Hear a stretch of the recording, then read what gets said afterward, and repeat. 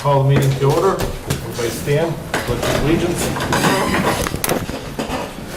Pledge allegiance to the flag of the United States of America and to the republic for which it stands, one nation, under God, indivisible, with liberty and justice for all. I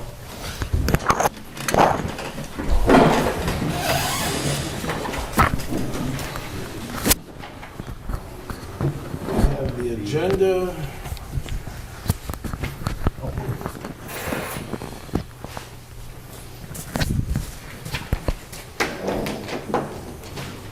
Okay.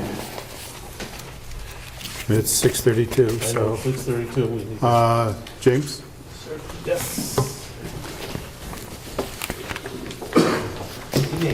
Good evening.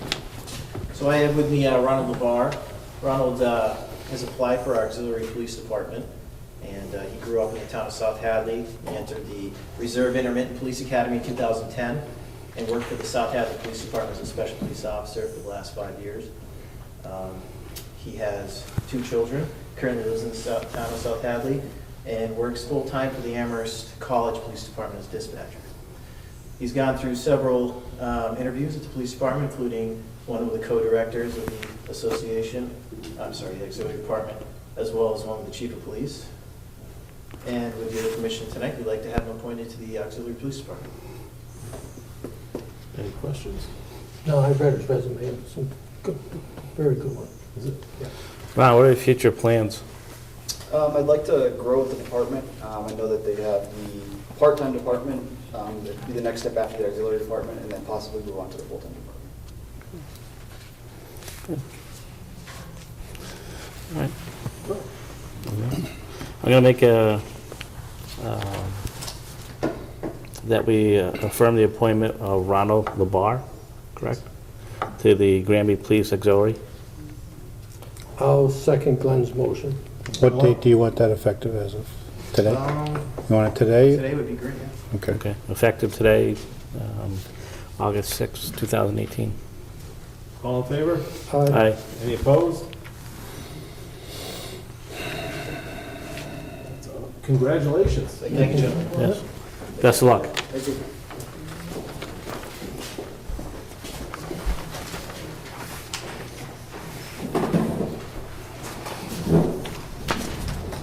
Well, some time for the next appointment.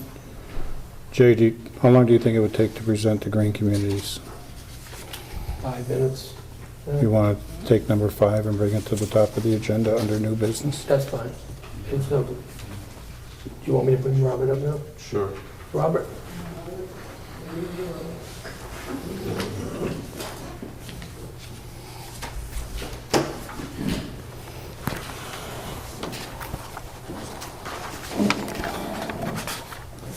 Yeah, have a seat here. Okay, Robert went with me to the Green Community ceremonies that were held in Winthrop, Massachusetts. We were notified the Monday prior to the ceremony that Granby had been picked out of one of 80 communities out of the 351 in the state of Massachusetts. And we didn't find out the amount of money until we got there because they wouldn't tell us, they were mean. And it was $248,702.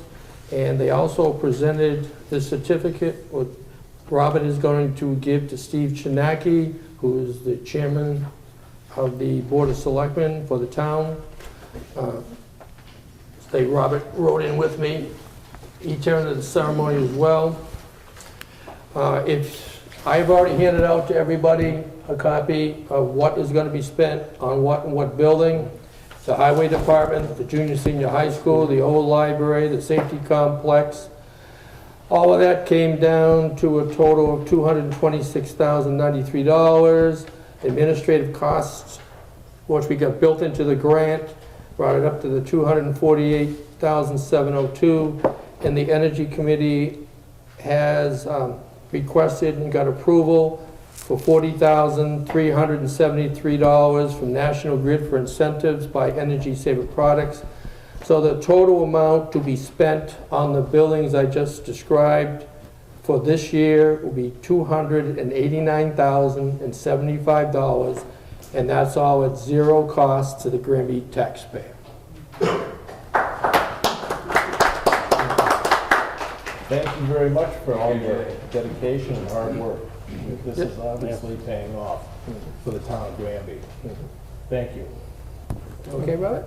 Thank you. People to see that. That's a good thing.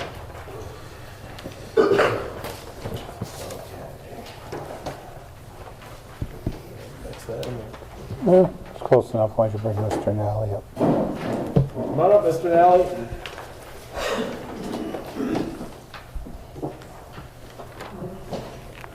Good evening, gentlemen. Good evening. My correspondence to the board dated July 31st. I want to bring to your attention the problem with warrant 82. I believe warrant 82 is in your folders to approve for this evening. As I was processing the warrant, I came across an invoice. And the invoice was for the Massachusetts Association of School Committees, number 16001135. The invoice date on that was 3/31/16. The invoice was for superintendent services and related expenses, totaling $11,207.92. The problem is simply this. My eyes are the last set of eyes that review everything that goes out for payment before I stuff the envelope and send the check out. And the invoice caught my attention because of the date. The invoice appears to be an invoice from basically 3 fiscal years ago. It belonged in fiscal year 16, not 18. The problem that we have is that under Chapter 4464, you cannot pay using current funds prior year bills. There are a few exceptions to that, and the exceptions are certainly if there was an appropriation in 16 that would cover this expense, together with a matching encumbrance for fiscal year 16. It's my understanding that neither of those qualifications have been met. I called the school department on the 19th, the date that I caught the error, and asked them to provide supporting documentation and/or correction. But as of this date, I have not received correspondence. Therefore, I asked the Board of Selectmen to exclude invoice 16001135 in the amount of $11,207.92 to be removed from warrant 82 fiscal year 18 for approval. If the invoice wishes, the school department wishes the invoice to be paid, they are certified to the Board of Selectmen. The services were indeed rendered and bring it up to the next available annual meeting or special meeting. At the annual meeting, we require a 4/5 vote to pass this, and if it's a special meeting, it would be a 9/10 vote to pass this article. So an annual, you're saying is 4/5, 4/5 for an annual and then 9/10 for a or a special. special. It does concern me, Mr. Chairman, It concerns me also. because there's basically 4 sets of eyes prior to mine that reviews this invoice. It's the bookkeeper, business manager, superintendent, and school committee. Well, this is brought to our attention just today. And I think a little bit of an investigation needs to be had of why this was overlooked previous administrations. And what are they going to do about it? What is the school district going to do about it at this particular time? And it falls in their court at this particular time. And I don't believe that until we get any other further type of information on this, we should be paying, once again, a bill that they present to us and saying, well, here's the bill.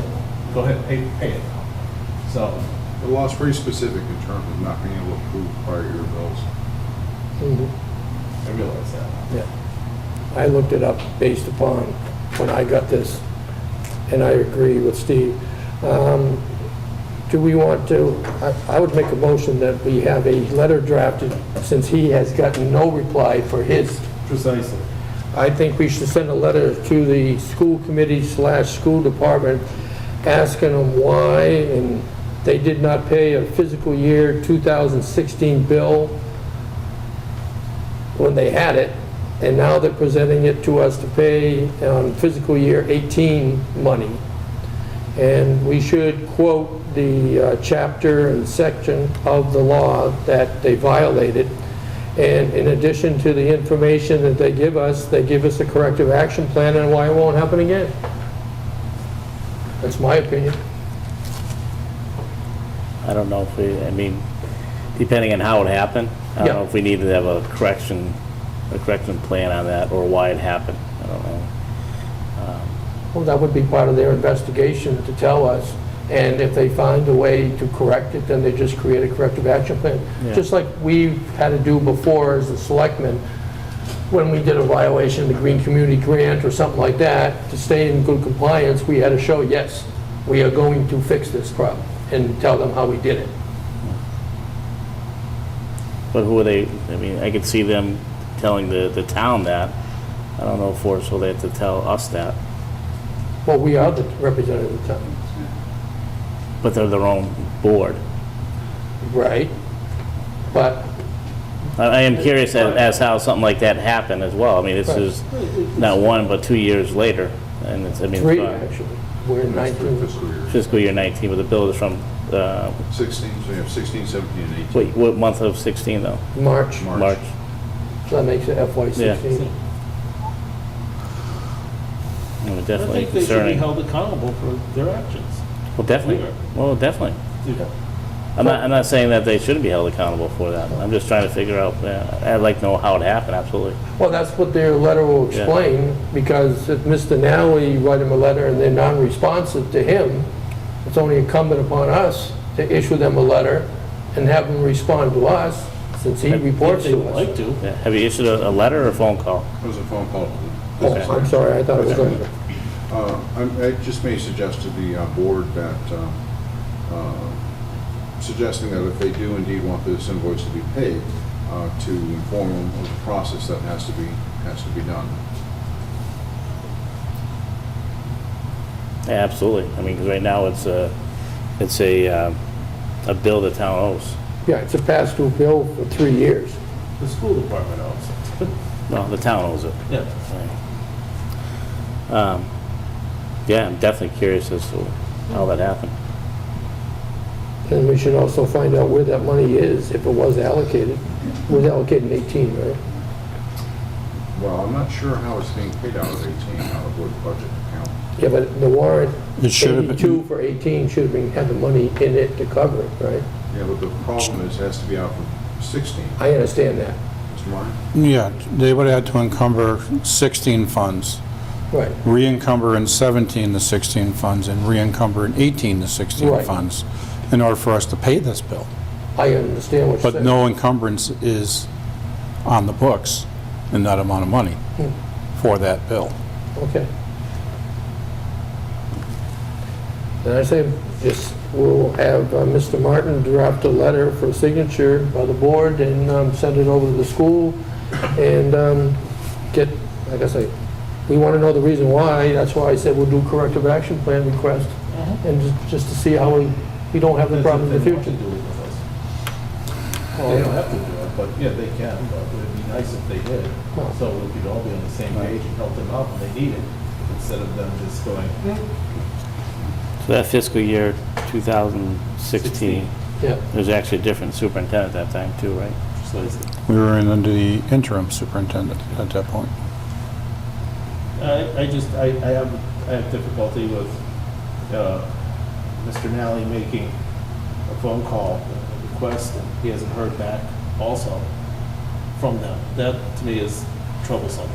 Oh, I agree. I agree. Yeah, I'd venture to say that, you know, the school department should be getting back to you with some type of information so we could address it. rectify it and address the situation. I mean, and them for not to do that.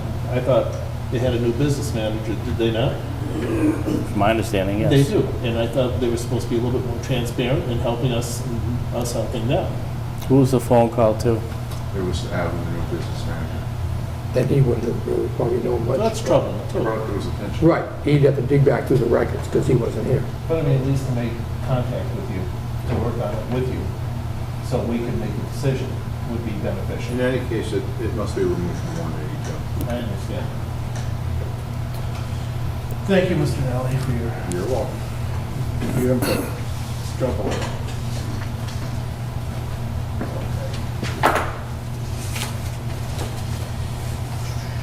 We need a motion to remove it? We just want to approve 82, Okay, all right. pending your removal of the invoice and resubmission to the board. So does that mean we need to rewrite 82 for the next, We don't approve the 82 that's presented in front of the board tonight. that's what I'm saying. You remand it back to the accountant to remove said invoice and re-present warrant 82 to the board.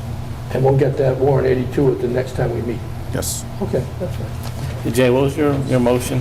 Did you make a motion? I did make a motion that we have Mr. Martin draft the select board a letter with an attachment of Mr. Nowie's letter, and basically ask them why wasn't this bill, which is in March of 2016, not paid, and they are sending it to the town for us to pay it. It should come out of their budget.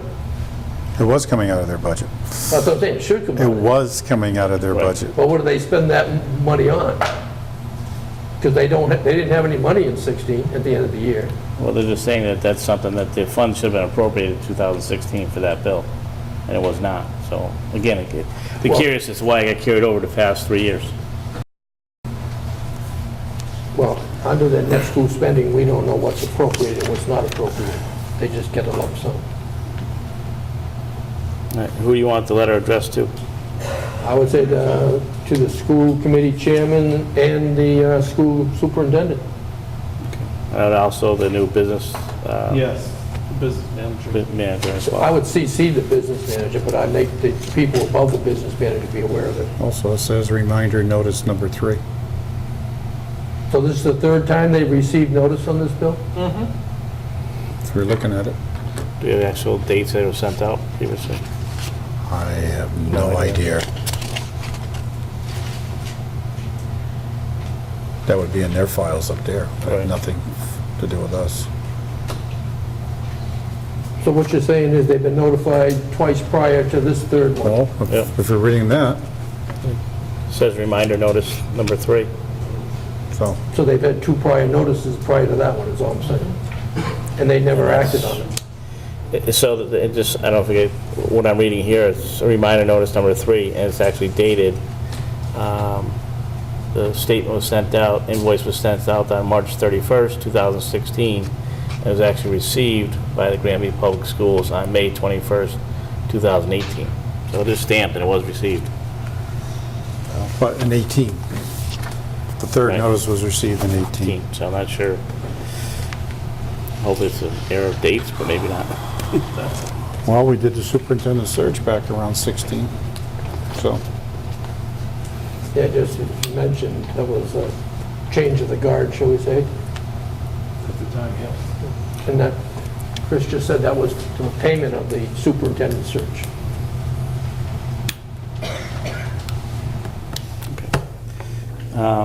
I'll second your motion, Jay. All in favor? Aye. Any opposed?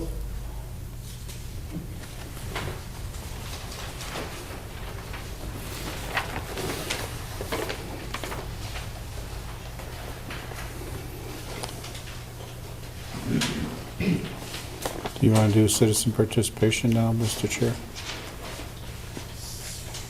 Citizen participation.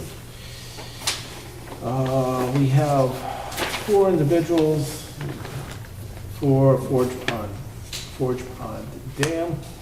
The first one, I'll do Mary Belrose. Come on up. You want me over here or there? Yeah, right over here. Anyway, state your address. If you'd like to state your name and your address. My name's Mary Belrose, and I live on Forge Pond 23. Okay. And glad to meet you, gentlemen. Nice to meet you. You as too. well. I'm here to ask about the dam on Forge Pond. Okay, I'm not knowing much about it. All I heard was they were gonna take and do away with it through the state. Because it was earmarked or something. I'm not too familiarized with it. But when I heard that, I remember twice already that they drained the pond figuring they could kill the weeds. In the process of draining the pond, okay, so to speak, water seeps its own level. We all know that. So those of us who have small wells, because that's what it is on the pond, wells, we don't have water coming in like South Hadley and Belchertown. Oh, so you have a shallow well, not a regular well? Yeah. Okay. And so, needless to say, we ran out of water. We had to have somebody come in. Fine, they did it again. Same thing happened. I ended up with somebody coming in and putting the point down deeper so we could get water. And I don't know about my neighbors, but it was a little expensive for me. And it's gonna be more expensive now because I am retired and I'm on a fixed income. Like a lot of us have to make ends meet on a day-to-day basis. I was wondering, if you take the dam out of there, where does it leave us? Because water seeps its own level. That's logic. At this particular time, I think this is a little bit premature. I know the dam has to be addressed and has to be looked at. I have not seen a study, nor I don't know if anybody else has. We haven't really seen a study what the condition of the dam is and what course of action should actually be taken. But we do need to probably hire, which we do need to hire an engineer to look at that and assess the situation. But at this particular time, I'll have to be honest, I haven't seen an engineering report yet. I heard there might be one, not saying there is, but we're certainly going to have to address the dam in some way, shape, or form. And that means experts coming in and advising us. So at this particular time, I understand what you're indicating, and running out of water and having to actually maybe do an artesian well or something, which is very costly. I think it's a little bit on the premature side to think that we're going to just Stop it completely, like they're saying, because I heard it was gonna, if they did away with it, it would become a stream. precisely. I don't know about that. I've heard the same thing. You But- do too, huh? Yeah, I mean, I've heard certain situations, and once again, I consider, at this particular time, things being said a little premature. Okay, gentlemen, I appreciate you hearing me out. Thank you. No problem. Thank you for your time, appreciate it. Mr. Chair, do you think it would be beneficial, I know we're going to get to it in a little bit, if I read Article 7 now, so everybody knows what we're planning? Article 7. Article 7, yes, sir. First, the study. Yes, go for it. Okay. Just so everybody knows, we'll be signing some warrants for articles tonight for the August the 27th special town meeting, which is marijuana bylaws, and we're also adding to it, and I'll read it, Article 7, to see if the town will vote to raise an appropriate transfer from available funds, transfer from stabilization fund, borrow or bond $50,000 or a greater or lesser amount for the purpose of funding an investigation/evaluation of the Forge Pond Dam and Dike, or take any other action in regard thereto. So what we're telling you is, in a little bit, in our meeting, we'll be looking at all these articles, and if we sign these off, all you as voters will be voting on this on the 27th of August to appropriate that money to do the study on Forge Pond Dam. Does that help you all? Because we already have it right here. That's on our list to do tonight. Could I Oh, Yes, About the same thing? sure, Dory. Dory. Dory. Come on, state your name and your address, please. My name is Dory, and I live on Forge Pond as well. So I think a bunch of us are here for the same thing regarding Forge Pond. And it's something that we just gained some attention to this July, when we heard that there was some possible action on the dam. And at one of the Conservation Commission meetings, they said that they were going to, or actually it was one of these town selectmen meetings, they said that they recommended to demolish the dam. And that it would be the least expensive. It's on tape. tape, yeah, Yep. at one of those meetings. I remember the meeting. So what we're concerned about is what's going on? How long has this been going on? And this is the first we're hearing of it, and yet by looking online, I've been seeing things dating back as far as 2009, talking about the dam and what's going on with it. I know that the Phase 1 feasibility study was done, but no one's seen the reports that I know of, or I don't know where to get them, or, I know that you guys paid for them, but I haven't seen them. But what I have seen is I guess every 6 months now you have to have a update on those reports that, I don't know who's paying for that, but that is being done. And I saw 2 of those which stated some of the things that were wrong with Forge Pond. And there certainly aren't, or there certainly isn't anything wrong with Forge Pond that can't be fixed. The dam, one of the major problems that was stated on one of those follow-up reports was that there's brush and trees and things growing around the pond that is getting in the way of The dam.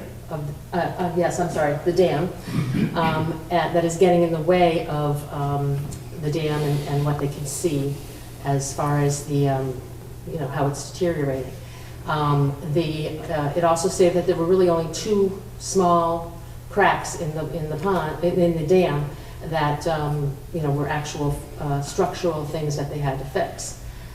So we're concerned because it's we live on the pond. We enjoy it, and it is a valuable community resource, and and should be looked at, especially with the purchase of the Partika Conservation Area, should be looked at to develop as a recreational area for our community, rather than seeing it deteriorate. We're concerned that it's been going on for a long time that we haven't even been aware of. As residents, this is the first I've heard of this being an issue. So we're concerned that there's things going on that we're not aware of, and we don't want to lose our dam. Yep. Just so the board knows, she did come in and see me Yes. last week. Remember, Thursday or Friday? Friday. Friday morning, okay. Yes. You were there in the middle of the rush hour. Yes. And I indicated to her that I did start searching, and I think I found the first inspection report back in 2009. I hadn't read it yet, but I did find it. As to the 6-month reports, I have never seen those 6-month reports. I have him in my car. I can bring him in. But what I'm just saying is I would appreciate that, because if I don't see it, as I told you, we can't react to it. Okay, but here's the thing. I got them from Kathy. And I don't see them, but I don't see them. I don't know if she got them from Conservation, Maybe. and it's in their records. That doesn't Yeah, mean it that's comes in front of my desk. You're right. Yes. Okay, that's the problem that we run into sometimes, is Yeah. a lot of things get done, Bureaucracy is. but Straight. it's this department, it goes in their files. It doesn't shuffle across this desk. I understand. Okay. I'm not putting blame on. No, but I'm just saying, just as Mr. Chinaki said, he hasn't seen the initial reports. I haven't seen the 6-month reports, okay? So, yeah, and this is part of what we're concerned about. We, without seeing those reports, and we're already going into a Phase 2 study, and, and the Conservation Commission seems to be leaning towards, demolishing the dam, without any kind of input from us or input from the environmental organizations, and I know that's part of phase 2. And as I indicated to you, they're entitled to their opinions. Yes. It is up to town meeting to decide whether they want to fund the repair and/or replacement of the dam and dike. That's town meeting's choice, based upon the consultant and what we asked them to look into as part of this. I believe we should have them, as part of their investigation, look at the shallow well issue, things of that nature. What other impacts that there would be. This is the first time I heard that you have shallow wells up there, okay? These are the type of things that people want. Bring it to our attention, and we can include that as part of the study, okay? I don't have a problem including things as part of the study to make sure that everything is looked at and nothing is overlooked. I'd like to make sure, too, that we look at grants and things that would help us to pay for the restoration of the dam, rather than just looking at grants that are looking at, demolishing the dam. The Conservation Commission seems to actually stated that there is a lot of money out there for taking the dams down, and there's a movement towards that. And that was one of the other meetings as well, that's on tape. But, there's still a lot of people out there that have saved their dams and that have, found funds for that. So, one of the things I'm concerned about is making sure that we look at that avenue, so that, it doesn't cost the town, a fortune to do it. Researching other dams, the highest cost of repair in Massachusetts in the last year has been $600,000. The lowest about $300,000. So that's a lot of, there's a huge difference there, but there's also there is money out there for it, that we can apply for. So I don't want, Anything done in haste. yes. No, and believe me, we wouldn't do something like that. I think as a town, we wouldn't do something like that, because I think everybody is just as important in town, it doesn't matter where you live. Everybody's just as important as somebody else. And I think with this study that's going to be done, I think it's going to provide us with some more additional information as to how to move forward too. And as Chris was just saying, these are some things that we can have brought into the study that we have concerns with. As far as the shallow wells, how's that going to impact the shallow wells? If some reason they didn't have a dam there, how's that going to impact that? How's it going to impact other things around there, the environment? There's a lot of, endangered species out there too that, to me, it doesn't seem like it's a good, logical idea to demolish the dam, where we could save it and, cause us less aggravation and in the long run. Yeah. And if there's, if you will, free money out there by grants, Yeah. we're going to go find it. We'll find it. Will you? Okay. Just like the one we announced, Tape. just like the one we just announced for $248,702. You're absolutely right, so yeah. there's money available for different things, and Yes. it's just whether or not, each grant has its own requirements, so we got to make sure that somehow, some way we meet the requirements of the grant, so. So is there a way that us as a community that live on Forge Pond can be part of in the loop on this, the progress on this and maybe looking for grants and things? I don't know how that works. If you, I wouldn't, if you wanted to go out and start researching grants, absolutely. We have, we've started. Yeah, But we can't do absolutely. anything about it, because we're just regular people, so all we can do is kind of say, yes, there's money out there. And bring it to our attention. We can bring it to your attention. Absolutely. Don't bring it to the conservation. Bring it to the Board of Selectmen's office. Okay. You can either bring it to Mr. Martin directly during the week, or if you want to come in for these sheets of paper when we're here, you're more than welcome to come in, and we'd be happy to see, because I love grants. Oh, okay. I thought you were going to say you love Forge Pond, so. Well, that too, but I think he loves grants too. They know me, I love grants. And just to give you, we received another grant called a Municipal Vulnerability Preparedness Grant for climate change. I read about that, yes. The Awesome. dams will be inspected under that grant as well. Really? Yes, I can tell you that. That's wonderful. Yes. Okay. All right, so thank you. No, thank you for your input. Absolutely. And Aubrey's card? Aubrey card? We're all kind of together. Oh, you're all together? Are you, are you, Sign up for the paperwork, but I'm also owner of Forge Pond. I own 47. Come on up, state Literally your on name, the I'll let you pond. do that.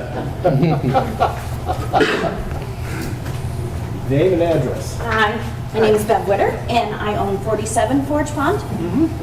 I'm also really concerned about, the dam and the pond and what's going to happen of it. I mean, it's literally in my backyard, and as she mentioned with the wells and, the wildlife, and I just think any research that we can do, and more than willing to help with anything, fellow residents to get this resolved and keep the dam and Sounds like a good idea. Yeah. And that's what I would imagine, after the study is complete, or, first of all, we gotta get it passed at the town meeting to appropriate the funds, but it would give us, with the grant being, the study being done, it's gonna give us options as what, okay, you can do this, and I think as a town, we gotta move forward, and you said, look at what the options are, and, so anything we concern can do would to be- help out, or, with the next meeting, or... Anything you want to bring in, we'd be more than happy to look at, because we like to gather as much information as we can and make sure it's factual before we go into this special town meeting, because as elected officials, we can just recommend to the voters. Right. You, as a voter, are going to decide what happens as well as the other voters. It's just, we just can't, this is going to happen. It doesn't work that way. And I would recommend, as you said, is there anything we can do? I recommend you show up for that town meeting. Yep. And then speak, really on your behalf, because you are residents That of was that the Forge one on the Pond. 27th? Yes. Yes. It'll be Article 7 on the So- 27th. And Perfect. it's always good for people to hear how it actually impacts other people in town. Huge. Yes. Okay, thank you. Thank you.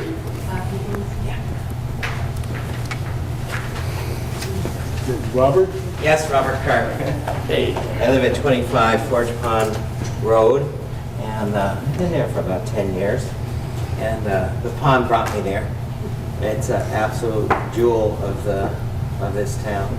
I don't think most people realize that. It's also is kind of fascinating to see when Belchertown was in trouble and the mountain was, Turkey Hill was burning down, how the resource for the water that would at least impact people, that was the pond that they used to drop all that water off. Jimmy Belrose was telling me lots of history about Forge Pond. It's his family's a big part of it with boat rentals and that kind of thing. But he was telling me how Forge Pond was used as a regular source of ice before, ice boxes were, before ice boxes, refrigerators. Yeah, that's the word I wanted to use. And was telling me about the land and how it was designed and the boundaries and whatnot. And I thought it was just kind of fascinating to, perhaps at that time, the pond was looked at as a much greater resource than it is now, but it is a big one for recreation. By comparison to the other ponds, I just wanted to say a resident here in town that owns a farm on this side of 202 up by Forge Pond Brook, she has a 4-foot well.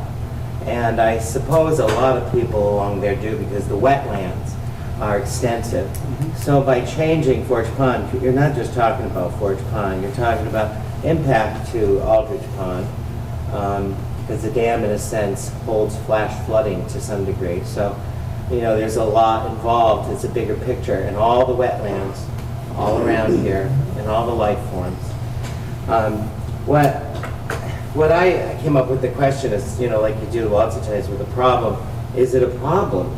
Well, when we were talking to the conservation people, they were like, well, it's going to be $2 million to repair it. It's going to be to tear it down. No, to rebuild it, $3 million. And all these millions. But in looking at the reports as early as 2009, and then we had several others, right, Dory? Do you remember the years? 214 and I think 217. Well, to the naked eye, I'm not an engineer, but if you go to Forge Pond, it's amazing structure. It's equivalent to a small pyramid. It's really an amazing structure.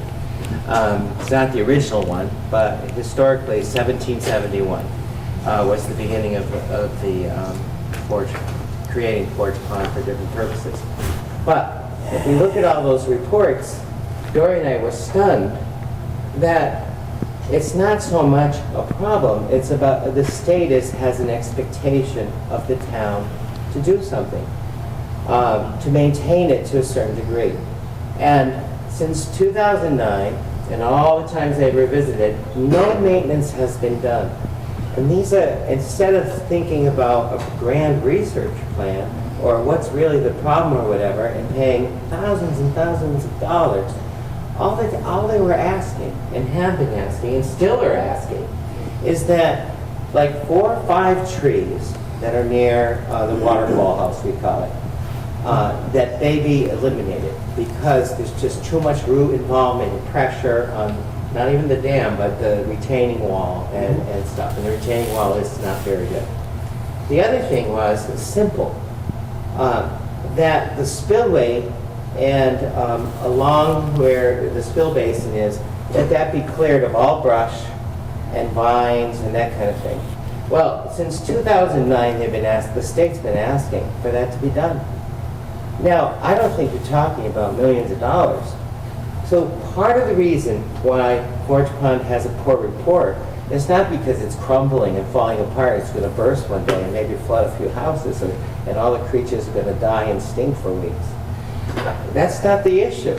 The issue is the state is asking for some basic care and for the grasses around it, and they would like some gravel put so where all the foot traffic is, it doesn't keep breaking down the earth, so the water collection area. So you're talking about a couple loads of trap rock, you're talking about 4 trees, and you're talking about cutting down brush, and the whole report for the dam could become a B+ without even talking about the leak.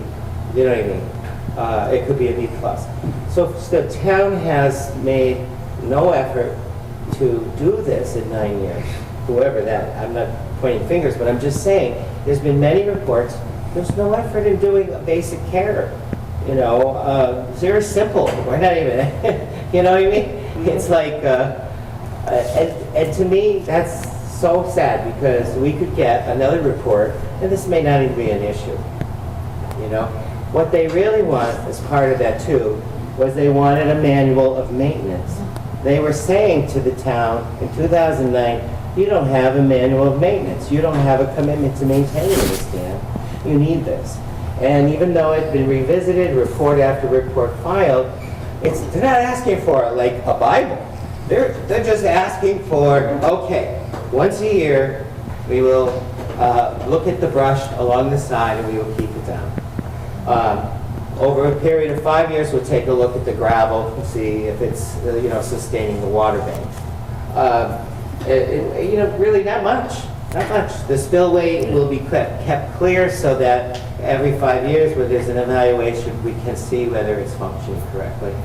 So what we can do is we can look into that. I have no knowledge of it at this particular time, but we certainly can look into it and see what needs to be done. because that seems much simpler to me. Yeah, so that's a beginning. And then, and if the state comes look and say, wow, you have a handbook. It's as simple as 1 year. The town is paying $1,500 every 6 months for them to come to the dam and say the same exact thing. Right. And that's, to me, a waste of money. Okay, thank you. Thank you. And one more, Ms. Carr.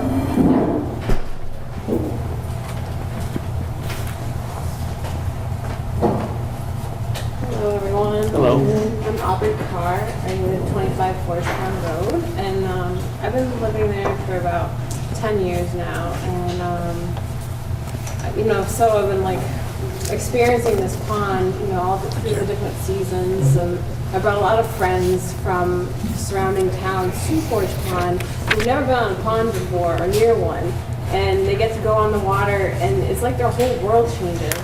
It really changes their point of view on what's out there and how you can have fun without a television set like in front of your face, you know, or like a cell phone in your hand. So I want to emphasize how important I find this pond to be, and I think it's worth it to the people looking into it to look for grants and just keep talking about it. I also was thinking, it's brought a lot of people to this town of Granby, but it also, when it brings people into Granby, it brings people in to see like Cindy's, or you know, like it gives some people like a chance to go through the town of Granby who are just coming in just to fish, or you know, just to bring their kids to look back at turtles or something like that. So I just want to emphasize how important I think Forge Pond is. So, because like once again, we briefly brought up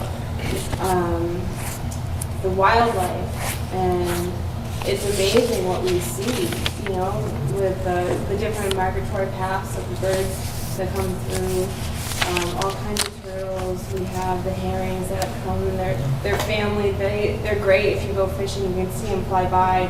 They kind of look like dinosaurs, but they're pretty cool. And the beavers, they let you know if you're in their territory, but it's worth it to keep this going because it's an experience people need these days.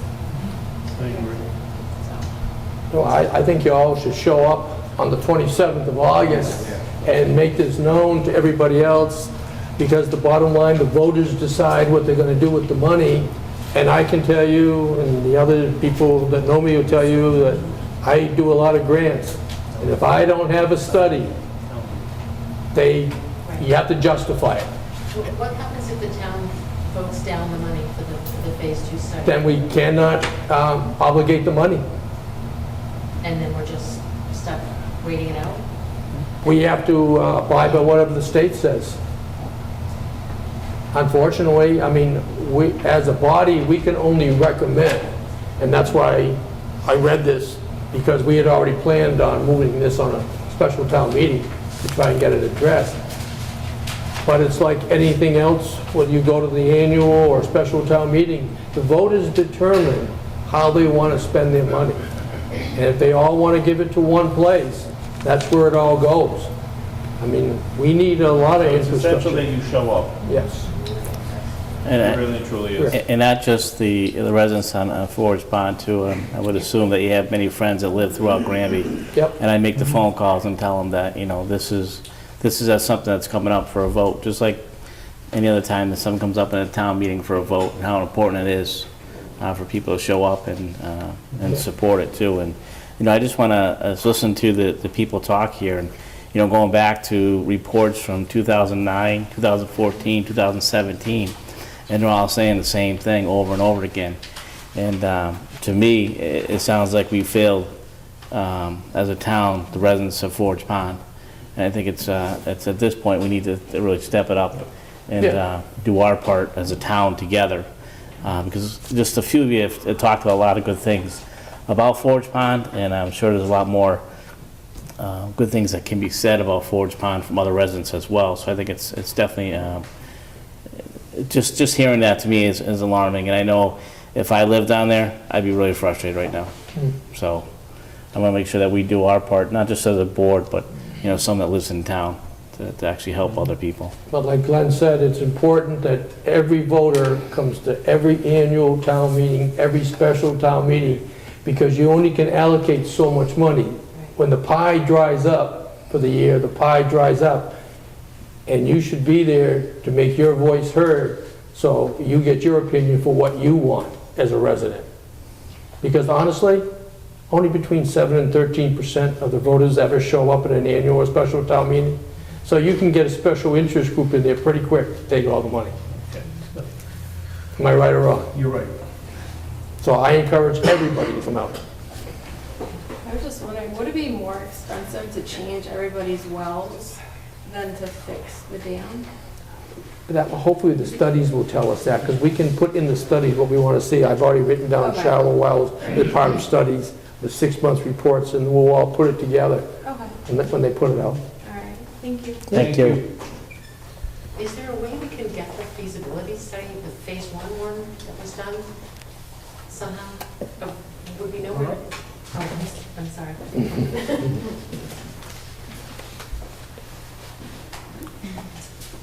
As a public meeting, they want everybody on camera so they know Yeah. who's talking.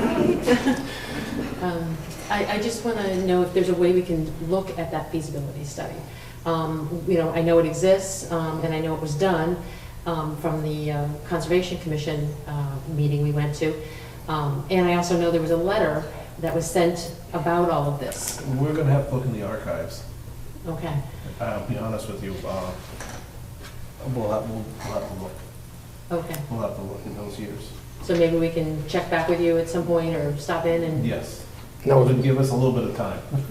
an hour. that was, thank you. A little more than that. 2009 was when I found online, Okay. where there was, I think that was the one where there was nothing wrong with the dam. And in 2014, it showed some problems with the dam. And those are online. I got them online, but I can't find the feasibility phase one study, and I can't find a letter that was sent to us by the state, although I know it exists because they mentioned it at the meeting we went to for the Conservation Commission, saying that there's a problem. So, thank you. Thank you. And, oh, I threw that one away. No, it's right here. Mr. Okay. Shalhoub. Mr. Shalhoub, come on up. Good evening. Good evening. Joe Shalhoub, 140 School Street. First, I'd like to say a little bit about Forge Dam, if that's okay. It wasn't on my topic sheet. But I understand that Aldridge Pond somehow got a state agency to take ownership for the rebuild of that dam. That's something else that might be something you could, I'm not sure if you talk to your state reps or whoever, DRC, DCR, something like that. So when you talk about people talking to state reps, that goes for everybody. That goes for everybody. I'm Make, not saying- you know, but somehow honestly, make Aldridge- calls to your Instead of reps. the 90% that they talked about at the Conservation Commission, that would be available to remove the dam, and that's why they're kind of leaning, I guess the state wants to take things back to the natural stream condition. That's their preference. They did, for the Aldridge Dam, get some state agency to take ownership of that dam, and they rebuilt it. So it didn't cost the town anything. Right. So it may be another option if the funding for the study falls through. The other thing I understand with the dam that one of the significant problems is they realize that there's tires in the retaining wall embankment. So it's not just the tree roots, but the decomposing, and there's going to be some ecological issues with it. So those are maybe something you want to have the feasibility study look at as well. Cost of cleaning that stuff up. But no, I use Forge Pond. I take my canoe up there, my kayaks, and I go fishing there, and I enjoy Forge Pond. So I hope that they can find a way to save it. Thank you. So. All right, one of the issues that I actually came in for tonight is the Granby Bowling Gun Club, once again. They're holding their long-range shoots. I know we've come in as, residents before. I think it was back in June that we were here the last time, maybe May. They had started doing the long-range centerfire precision rifle shoots again.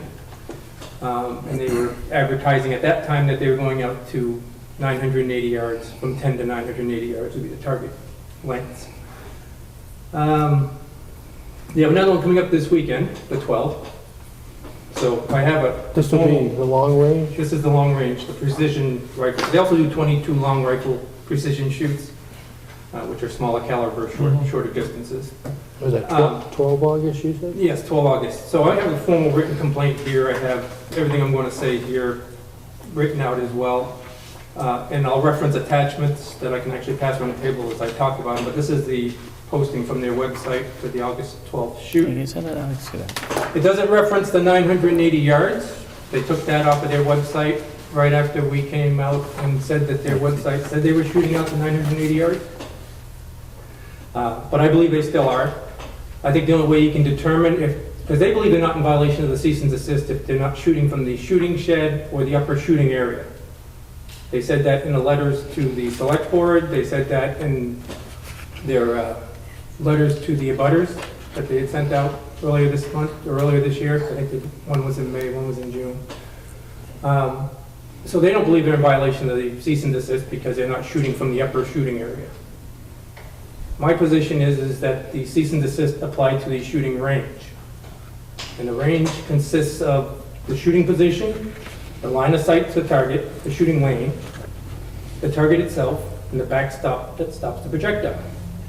If they are using anything related to that 1,000-yard plus range referenced in the cease and desist to reach 980 yards, that I would think should be viewed as a violation of the cease and desist order. And I'm asking that the code enforcement officer, which I guess we have a building inspector now, or his representative, go out there this Sunday.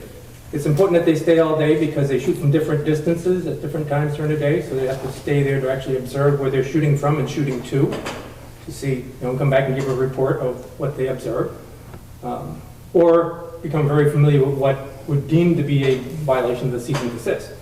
If they go up there the same as the police chief said that the police were doing when they went up, and looking to see in the lower shooting shed or the upper shooting position, nobody's there, they turn around and leave and find no violation, that shouldn't be what this is all about. Okay? So that somebody needs to observe what they're doing. And these precision shoots, if they actually are still shooting out to 980 yards, is the perfect opportunity to see that. Chris, is that something we can do, actually send someone up there just to sit there and observe all day? It'll be costly. The building inspector, I believe, as zoning enforcement officer, would have that right to be able to go out. He's the only one that has the authority to do it, according to the bylaws. The police, they could tell to leave, like the chief said. If they don't have a warrant to be up there, the gun club owners could tell the police to turn around and leave. So it has to be the building the building inspector or his designated representative by you guys, I would think.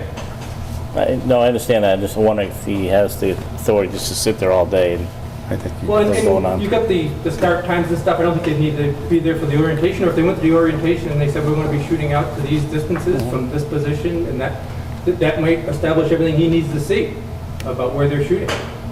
There's also, I'm not disagreeing with you. oh, I'm no, just I'm making just sure that we have the but, authority to be there everyone for keeps it. saying we have no evidence of what they're doing. Right. That this is one time they're scheduled to be doing these types of shoots. I actually, well, the last thing I was going to talk about, but I actually submitted these complaints. One back in June before the June shoot, asking them to go up, or if he couldn't make that one, the July shoot. And I was up doing something else, looking at something else in the town offices, and I was asking about the status of those reviews, and I found out that they were not on the official complaint form. The complaint form I took was from the building department's website that said complaint form. But since it wasn't on this form, it was on that form, it wasn't viewed as an official complaint with the same documentation, the same statements, the same. So anyhow, I do have a few extra things here that support my reason to believe that somebody should go up there. Okay? My attachment 2 is actually a copy of the same thing I'd given the select board earlier. This is from the June shoot that actually showed before they removed the posting that was 10 to 980 yards. Okay. Attachment 3 is just from their range location up there, the website that talks about the distances they can shoot. So I understand the town gave the gun club permission to shoot from the area adjacent to the shooting shed. They couldn't use the shooting shed because they didn't have an occupancy certificate for the shed. But they could shoot to the side of it. And this says that they can get up to 380 yards. Yeah, and they're saying on their thing, 1,000 yard is closed. Right. Temporary. And it says line, not just the position, not just the shooting position, but the whole line's supposed to be closed. As a matter of fact, there's another one that I have here. It's the next one. The October match that they had scheduled last year, because the cease and desist came out in September. This is from the Northeast Shooters Association. It's a shooting forum. This actually says that the match that was originally scheduled for Granby in October was moved to upstate New York because of the cease and desist. So somehow from last fall, where they viewed this the same way I'm viewing it, that they shouldn't be using this long-range shooting area, became an issue only about the shooting position. Okay? So that's a copy from Northeast Shooters, and you're welcome to go out and look at any of these forums and websites. But they also changed attorneys between last year and this year. Well, that's true too, and the attorney, but they didn't So start they're, the shooting until this. but they're probably getting different advice from the new attorney than the old attorney. That could be too. I'm not sure why their phraseology changed, or maybe they thought it was easy to defend the position, the cement pad they put up on top of the hill versus all the trees they cut and expanded.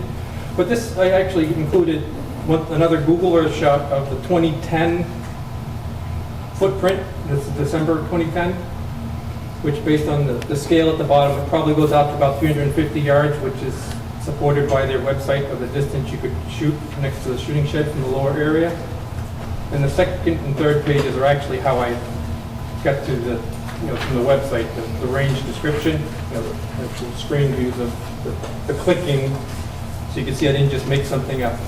But that also supports that in 2010, which is the last time they did a site plan, the distance they could have been shooting at, and anything after that should have been viewed as significant expansion. That's under dispute with the land court. On this page here, I don't see the number 2010. Oh, I didn't write it up, but, well, that's true. I didn't put that, it didn't print off on there, so. But you can go out to Google Earth Pro and pull those up for each year. There's 3 of them for 2010. There's one for March 6th, one for March 9th, and one for December 27th or whatever. They actually cut that clearing out of the trees beyond the dirt later in 2010 after they got the permit for the expanded shooting shed. They were only like 150-yard long range when they did the permitting. But since they got permission to shoot, in 2017 in the area adjacent, whatever distances they could shoot from there, I wouldn't dispute because the town told them they could do that. Now they've also got a thing on their website that's talking about going out to 500 yards on a new shooting lane. So it appears that they've cut a new shooting lane this spring. So now from the lower shooting position, they can shoot out to 500 yards because they cut a new lane, a new cut through the trees. That's referenced in a couple of areas. I have Nick Weedhouse, which is the range director, which I found supporting pages that show him as being listed as the range director, actually put that on his personal Facebook page, which is available to the public, that said they were clearing out to 600 yards. And then there's another post on Northeast Shooters that said the 500-yard lane is open at Granby. That was dated April of this year. Okay, so this spring, they went out and cut a new line. So if they're using that right now as part of the precision rifle shoot, I think that should be viewed as a violation of the cease and desist as well. If not a, well, I'm not sure if it would be a violation of the cease and desist because the cease and desist didn't say they couldn't continue expanding. Right. It just said they had to not use what was expanded. Right. But I still think it flies in the face of working in good faith with the town while this is in land court to continue to expand and make new areas, okay? New shooting lanes up there.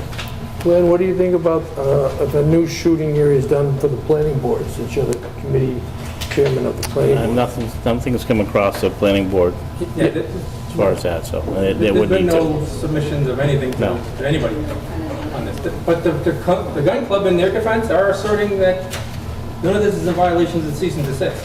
That's their position. I don't view that the same way, obviously. Well, and why I think certain things are actually land court right now is because the town views it as one way. Right. They view it as another way. Right. So that's why we're So, actually and in the land town court. views it as, the cease and desist is valid, and it was an expansion requiring special permits. This here is from, I don't know why, but I went out and started checking Instagram, because people like to post stuff on Instagram. This is from the June shoot. It shows a person shooting from a tire up and behind the shooting shed. So he's not shooting adjacent to the shooting shed here. This is from the June shoot. He is shooting up on the hill, just forward of where the cement, he's not on the cement pad. He's just So forward. just in all fairness, we don't, look at a picture, we don't know if he actually shot from there or that's just opposed from there. Well, the caption says, "Thanks for a great precision rifle shoot." Again, you know what I'm saying though? If you want to look at it that way, I'm just saying, that's not proving a violation. That's proving the reason for somebody to go watch. But that's right, that's what I'm saying, is that someone can take a picture somehow with them. And here's the As such. same individual, and this caption is, "There's more than one way to get out to 1,000 yards," and he's laying on top of a gravel bank, shooting out to 1,000 yards. No, I can't see him shooting there, okay? But when we say that people are up there shooting and the police don't see it, this is direct contradiction to what they're saying, that nobody's up there shooting to 1,000 yards. They're climbing up on top of gravel banks and shooting out to 1,000 yards. All right? And if the town wanted to, they could have gone and done all this research, as part of this violation. I know the attorneys didn't do any of this work. They defended what the select board relied on back in 2017. But I'm just going to the point you're making too. It's a still picture. Looking at the picture, I can say whatever I want in the caption. I'm sitting there taking a picture. Right, I'm just saying, in June, they were shooting from that upper level area. Now, I'm sure this is going to be on TV. I'm sure the press is going to write about this, and they're going to get word of it before the weekend shoot. And who knows if the weekend shoot will take place or not. I don't know. Or if they'll try to change something. But if they're not allowed to shoot out the 500-yard line, and they're not allowed to shoot out to 980 yards, it's kind of going to destroy the fun of their guys up there that go up and can only shoot up to 350 yards. And once again, that's one of the reasons why it's in land court right now. Right, and I understand that, but that doesn't mean that you can't still find them in violation. And if you find them in violation and working in bad faith, I think the judge would like to know that. Okay? With land court. And I think you know as well as I do, I've watched the land court records. The last entry by the judge at the end of July, he's writing an order to remand that back to the town. The gun club's coming back to the town of Granby. The judge is not going to decide this case, at least not right now. So they're coming back. Oh, we haven't yet seen that. You haven't seen that. The order hasn't been written because the website doesn't say that, but the land court judge's entry for the 30th of July is it's right on mute. Right now it's mute. Right now it's mute. But you can still send somebody up there to see if they're in violation. If they are, you have the right to assess daily penalties. Yes. If they're in violation. Okay? But as we earlier, as we started this off, and I had spoken to Mr. Martin and asked about that as far as the building inspector having the authority to sit there all day, that's an option. I mean, that's definitely something we're going to look at. That's the zoning enforcement The zoning officer. enforcement. It's the zoning enforcement officer. So that's the official complaint and the supporting documentation that I feel supports the justification for determining what they're doing. And I recommend or make a motion that Mr. Martin give that to the building inspectors. The zoning enforcement officer. Excuse me.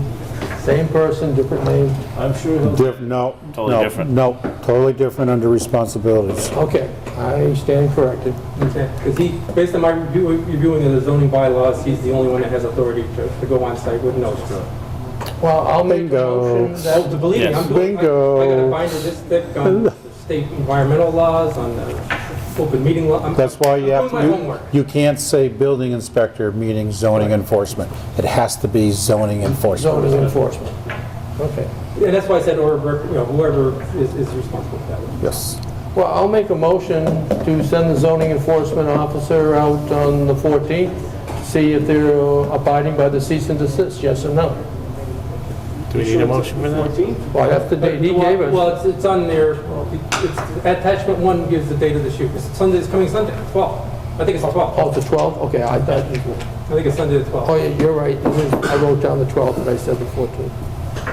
I'll make a motion to send somebody out on the 12th to see. Well, we can't send somebody out. It's got to be the zoning enforcement officer. And I don't think it's fair for us to say that we're going to send him out. He may be busy on Sunday. He may be on vacation on Sunday. We don't know. So I don't want us, the board, to... I'd ask Mr. Martin, he could follow up with him in regards to Precisely. to sending him out there. That's what I would... And I would ask if he's on vacation, that somebody be designated as his representative and go out. Well... Somebody go out and I observe what's going on. I tend to agree with Mr. Sexton at this particular time. We'll ask Mr. Martin to pass this on to him and ask questions if indeed he has the ability to do it or not. That's fair.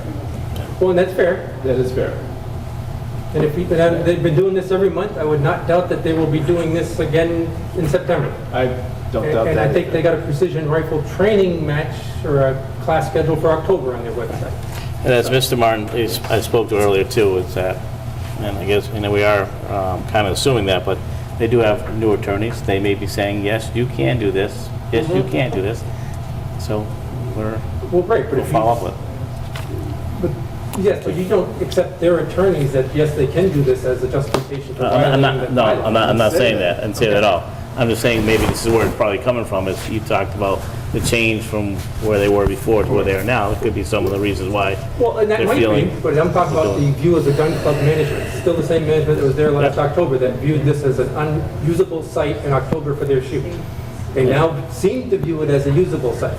And if their attorneys tells them something different, they'll probably see it something Well, I different. think they're trying to save their membership because they got a lot of money invested in I don't know. expanding this area. And they, We don't know that either. well, I know that their dues went from $50 a year back in 2016 to $200 and something a year now. But it's definitely a concern, and without a doubt, it's a concern of the town. And I mean, I guess that's Yeah. obvious. from what Well, and we- I'll be watching to see when they come back for their special permitting to, you know, have something. So what's I made a motion, which didn't get seconded. I did hear discussion about, to see if the zoning enforcement officer is available or not. Well, because I didn't second, because I know, I just said it wasn't second, okay. but I made a motion on the table. All in favor? Are you seconding his I'll motion? second his motion. I'm gonna say no. I'm going back, I'm saying, no, I'm going back to what I said before. I want Mr. Martin to follow up with our code enforcement officer to make sure he's available to go out there. Would it be To that. appropriate to phrase it as, if available, that you go out this weekend? I would think so. I don't think we need, I don't think this board needs a motion to push that forward. I think it's a simple Okay. ask of our town manager to one of our So I just would town think- employees. I just find outrageous and unacceptable that, because it was on the wrong form, and this could have been done 2 months ago, where we would have had, you know, 2 shoots that he possibly could have gone to, and not been on vacation. Because I have a feeling all of a sudden this guy's going to be on vacation this Sunday. I might be wrong, I just get that feeling. Well, Because that's just the way this is I don't think that's a fair assumption, and I didn't say it, I'm not making an accusation, I just says I got a feeling. You know, I'll be surprised if he goes up there this weekend and I get a, because there's a response required to the complaint. I'll be surprised if I get a response that says somebody went up there and actually observed what's going on. But anyways, I had my say. Okay. Thank you. for your input. Appreciate it.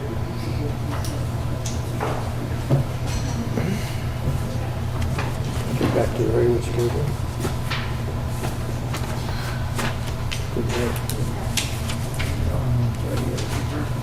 What do you want to do with department reports? Sure, why not? Departmental reports. Mr. Chair, I'm going to make a motion that we accept department reports. I just checked my notes, but when I read them all. I will second Glenn's motion to accept the department reports. All in favor? Aye. Any opposed? Mr. Chair, I'm also going to make a motion that we approve and sign maintenance warrants for fiscal year 18, number 81, fiscal year 19, number 4, number 6, and number 7. So you're omitting 82. I am. Mr. Chairman, Yes. if I may add, can you possibly approve warrant 82 in part? So those bills can be approved. And what is that? Everything but. Everything but. Everything but the bill for the That one school. check, yeah. Okay. All right. Does that need to be You need rewritten? a separate motion for that, because the motion was to approve and sign. Okay. You're not signing 82 until you note that that is taken off. Right. You can approve it Okay. as amended. Okay. So I'm going to approve, make a motion to approve and sign maintenance warrants fiscal year 18, number 81, fiscal year 19, number 4, number 6, and number 7, and also approve as amended for fiscal year 18, warrant number 82. I will second Glenn's motion. All in favor? Aye. We already did appointments. No, we didn't. I was just to the police appointments to do that. Let's see a sewer connection request. Do you want to do, Can I have the one with all the stickers on it? Yes, sir. Okay, good. You get those.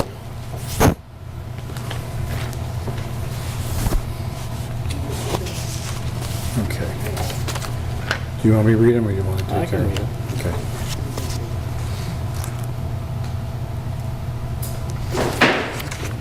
Do you want, read the orange behind it? Okay.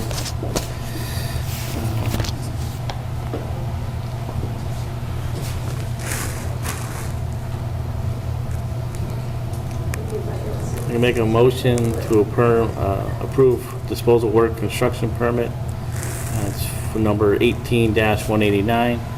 Permission is hereby granted to Ellen Burge to construct a sewer drain at 14 Mary Lyons Drive, Granby, Mass. 01033. Said application to install sewer drain connection number 18-189, dated July 16th, 2018. Subject to the receipt of $1,000, of which $900 goes to South Hadley for a connection fee and $100 inspection fee for our highway department. I will second it as read by Glenn and Chris. Put them together. Since Glenn didn't repeat it, I'll just, as amended by Chris. All in favor? Aye. Maybe it's just hook up to the sewer system? Yes. Okay.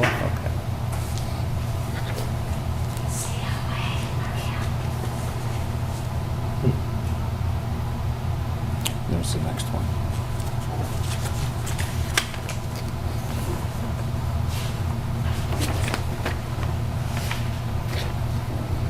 Oh, here's another one. Okay.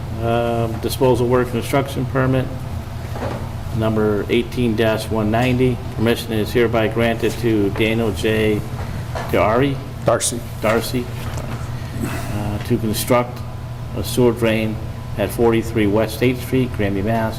01033, as shown on application to install sewer drain connection number 18-190, dated July 28, 2018. And I would assume the same thing, $900 goes to South Hadley. South Hadley. $100 inspection $100 fee. inspection fee to the town of Granby. Yes. I will second Glenn's motion. All in favor? Aye.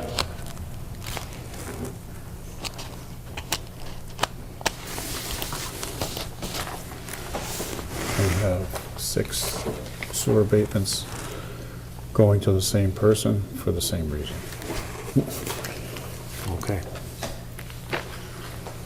Do you want me to go through them for the board, or it'll be easier?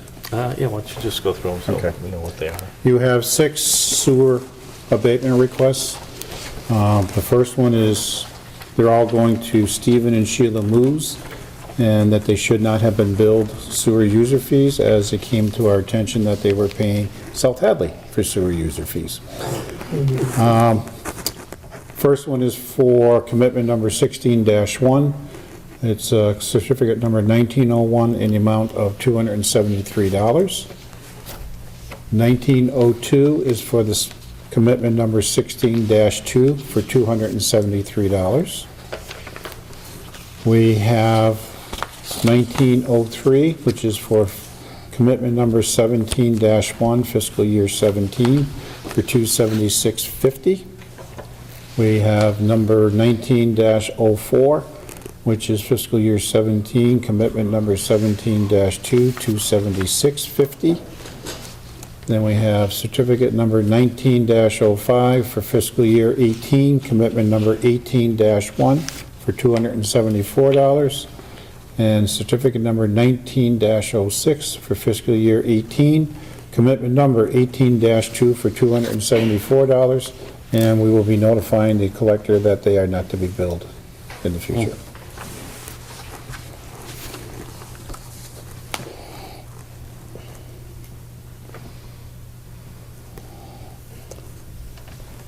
Motion to accept? Oh, I'll make a motion to accept as read by Mr. Martin. I will second the motion. All in favor? Aye.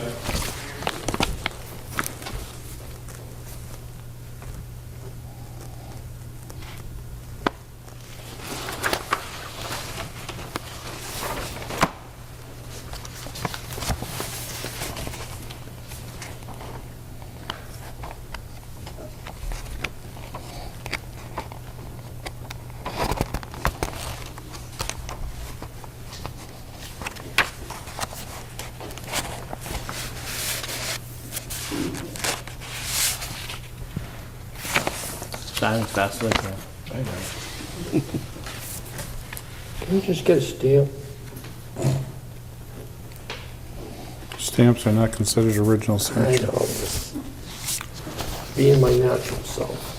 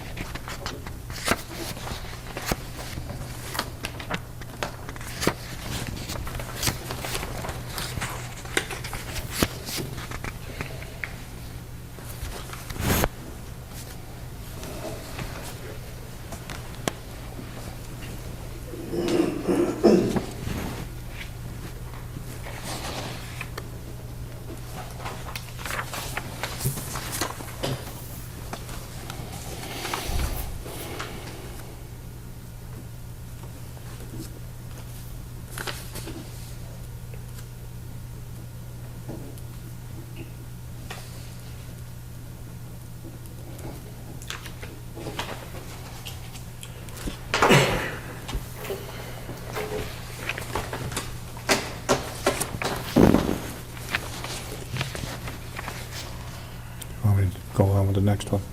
The liquor permits? Which one's that? The liquor permits? I can do that. Okay. Just have all three of you sign at the bottom. Okay, there's the first one.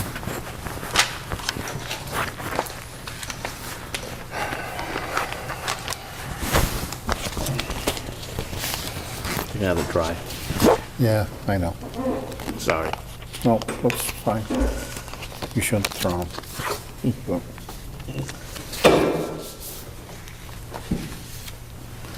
I'm going to make a motion that we approve a one-day special alcohol permit for date of the event is 8/12/2018 to... Paragus IT. What is it?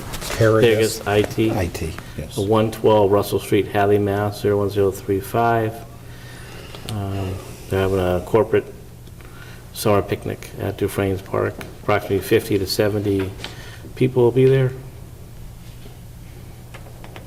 Look at 100 bottles of beer and 1 case of wine.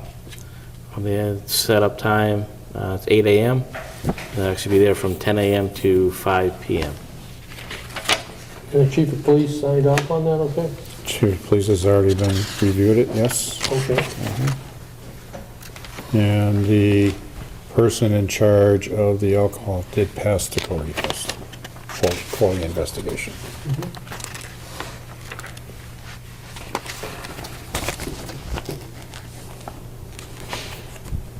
There's a motion to approve the one-day alcohol permit. Oh, I'm sorry, I second Glenn's motion. All in favor? Aye. Just sign at the bottom of the front page. It's been great. The business in Hadley is using our park. It's awesome.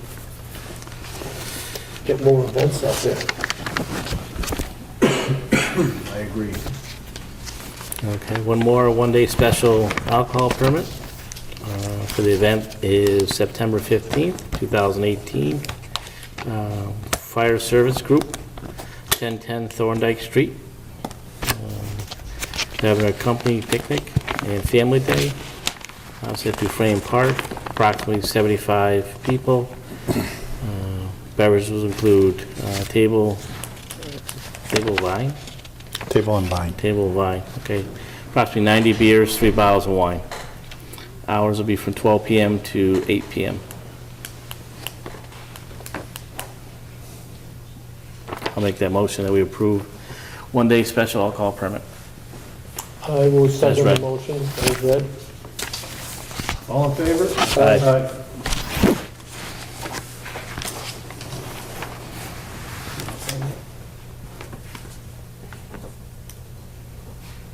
Thank you, sir. Yep. think before we go to the bottom one, let's do affirm appointments. Okay. Okay. The first appointment that we are looking at is to the Finance Committee. Lynn Mercier, the moderator, is nominating Richard Jolivet for the position of Finance Committee. I believe he will be replacing Jim Hartley, who has indicated that he no longer has the time to serve on the committee. I am forwarding it with the caveat that due that he has a relative that works in the school department, that he should indicate a potential conflict of interest as part of the appointment and serving on the Finance Committee.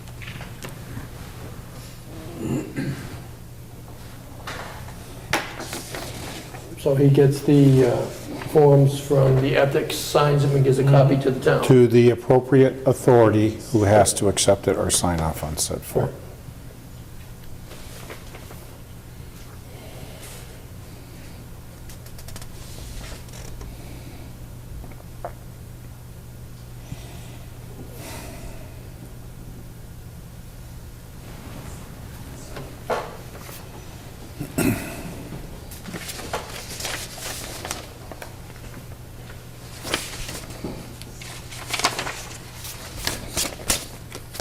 I'll make a motion that we affirm the appointment of Richard Jolivet. Richard Jolivet to the Finance Committee, effective, With that stipulation. well, that's something he has to do if after he's appointed, after it's confirmed. So effective date would be Today. Today, August 6, 2018.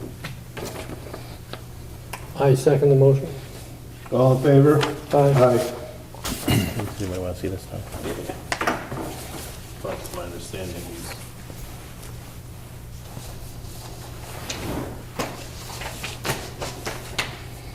thank you. The next appointments I would like the board to affirm is for the Economic Development Ad Hoc Committee that we had talked about. The members to consist of Jay Joyce, representing the Board of Selectmen, James Tromke, representing the Planning Board, William Porter, a local businessman, Brian Hochschild, a local businessman, and Gary Glenn, who is a businessman. And the appointment through June 30th of 2019. I'll make a motion to appoint said individuals as Jay Joyce, Jay Joyce, James Tromke, James Tromke, William Porter, Brian Hochschild, and Gary Glenn. and Gary Glenn. Do we want to make Lynn To the- Camus an alternate to that committee? Who? Lynn Camus an alternate to that committee? Why do we need an alternate? In case we don't have enough people that show up so we can have a quorum to have a meeting. Reschedule a meeting. Some things you gotta get done, you just can't reschedule. All an alternate is if a sitting member is I know what an not present. alternate is, Jay. Okay. I'm just that, I just like to have people that are actual part of the boards and someone that, you know, in all fairness to Lil, she happens to show up once and then goes back, you know, 3 months later or 6 months later. To me, I don't think that's fair to that person to sit there and have, you know, be appropriate or have appropriate knowledge of, you know, meetings that, you know, 6 or 8 meetings that happened while she wasn't there. That's my only concern. I don't think it's fair to her.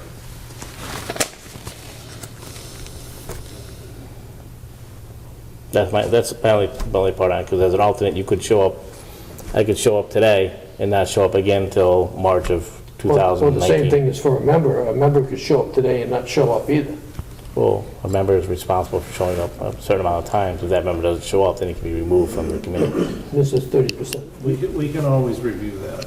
So, I'd rather just get these people appointed right now. And we can review that. Okay, I will second the motion as read. All in favor? Aye. And then the last appointment I would like the board to affirm is the board did conduct interviews for the Director of Senior Services at their last meeting back in July 18th. Yes. I did have the police department conduct background checks into the individuals. Based on the interviews that I saw, the report of the screening committee, and the background checks that have been conducted on both individuals, I am making the recommendation that we offer the position to Chloe Cantor for the position and try to negotiate a contract with Ms. Cantor for the position of Senior Services Director for the town of Granby. And she lives at 9 Bayer Drive, East Hampton, Mass.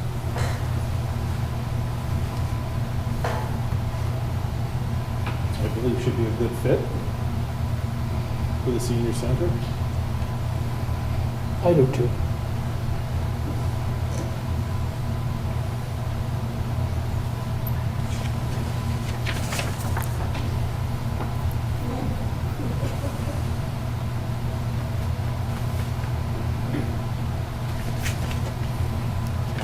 So reviewing, it's my understanding they both passed the background check? They both passed background. One had a couple of negative comments against them, but for all their personal references, they all got basically A+ outstanding remarks for them. Because I'm thinking back to the interviews, and Eileen, no, what was the other person's name? Maureen Kendall. Kendall. And to me, she seems like, I don't know if she was more qualified for the position. Nothing against Chloe. I guess I'm thinking back to the interview in that it spoke to as far as management. As something that we're looking for is a director of our program. I'd definitely like to have someone that has management skills there. So I mean, I don't know if other things were discussed and recommendations, but that's what I looked at as far as she had management skills, management prior experience, and I know Chloe did not. So that's, just looking at that, that's one of my concerns, that we're looking at someone who's going to be a director of a certain department, and I would definitely like to have that person have knowledge, experience, and skills in management. Well, we also did receive a report from the screening committee on their take on each of the candidates. Actually, they interviewed, I think 4 candidates? 3. And one had pulled out before they got to the final. So, and based upon their report and their, how do I want to call it, their feel for each of the candidates, they were leaning more towards Ms. Cantor as the successful candidate. Well, I'm not Correct. doubting them, I'm just saying. And I'm not doubting you either, I'm just saying. I'm just saying, based on our interview here, that's Yep. what I took from it. Yep.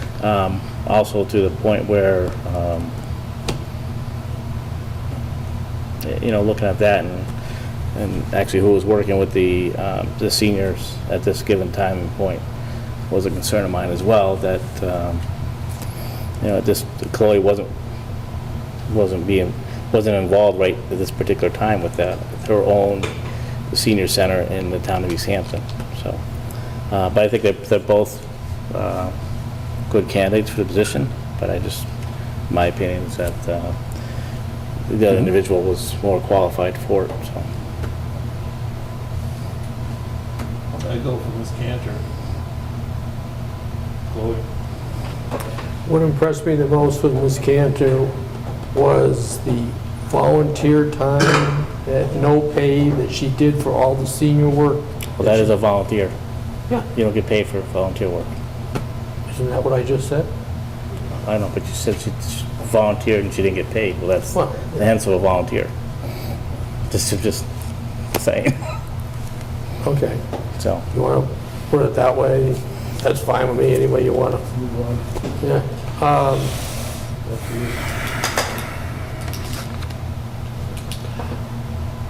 I have to say, she impressed me more, but particularly when I asked the other lady the questions, what would you do to improve the senior center? Since she used to work here before, she described the tasks that are already done. She didn't give anything improvements. So that's why I'm going to go with Chloe Cantor.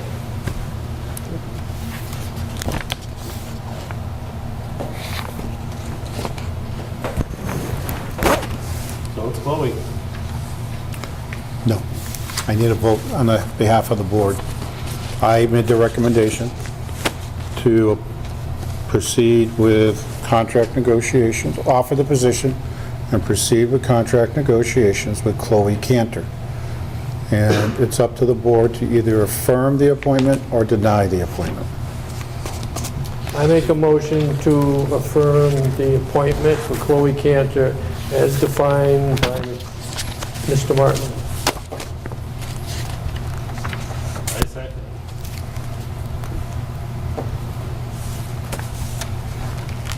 All in favor? Aye. Aye. I'm on, no. Okay.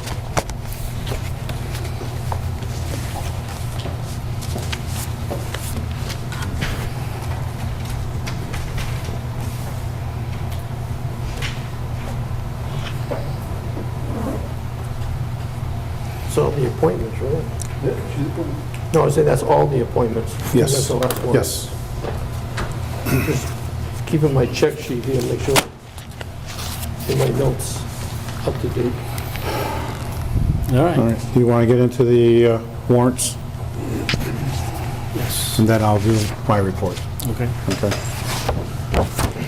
I'm going to take them the special election warrant. Okay. Do you want to read it, Glenn, or do you want me to read it? That's this one. I can read that. Thank you. Okay. Commonwealth of Massachusetts, Town of Granby, special election, town warrant. Greetings. In the name of the Commonwealth of Massachusetts, you are hereby directed to notify and warn the inhabitants of said town qualified to vote in elections to meet at the Granby Junior Senior High School on 385 East State Street in said town on Monday, the 20th day of August 2018, from the hours of 10 a.m. to 7 p.m., then and there to cast their votes for the following ballot question. Shall the town prohibit the operation of all types of marijuana establishments as defined in Mass General Law, Chapter 94G, Section 1, including marijuana cultivators, marijuana testing facilities, marijuana product manufacturers, marijuana retailers, or any other type of licensed marijuana-related businesses within the town of Granby? Yes or no? And you are hereby directed to serve this warrant by posting a test copies thereof at 5 or more public places of the bylaws before the time of said meeting. Hereof fail not and make due return of this warrant with the doings thereon to the town clerk at the time and place of said voting. Given under our hands the 6th day of August 2018. So the last day to post this would be August 13, 2018. I make a motion that we approve said special election town warrant. I will second. All in favor? And just as a note, so if people watch this, a yes vote for that question means you are prohibiting the establishments mentioned.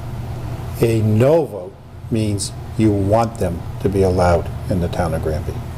Because it says, shall the town prohibit or not allow? Not allow. Okay? Not allowing means, a yes vote means you do not want to allow them. A no vote means you want to allow them. So, just so the people know, the voters know.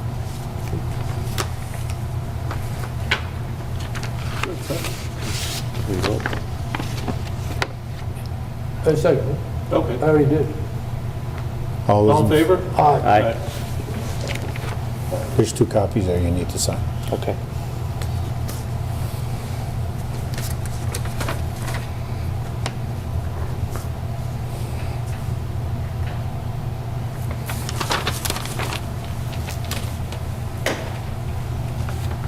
That's the primary. Ooh. Do I need to read all this or just the primary? You can just do it real quick, you know. I can go through it, that's fine. Yeah, you should do that. All right. Commonwealth of Massachusetts, William Francis Galvin, Secretary of Commonwealth, Town of Granby, warrant for 2018 state primary. In the name of the Commonwealth, you are hereby required to notify and warn inhabitants of said town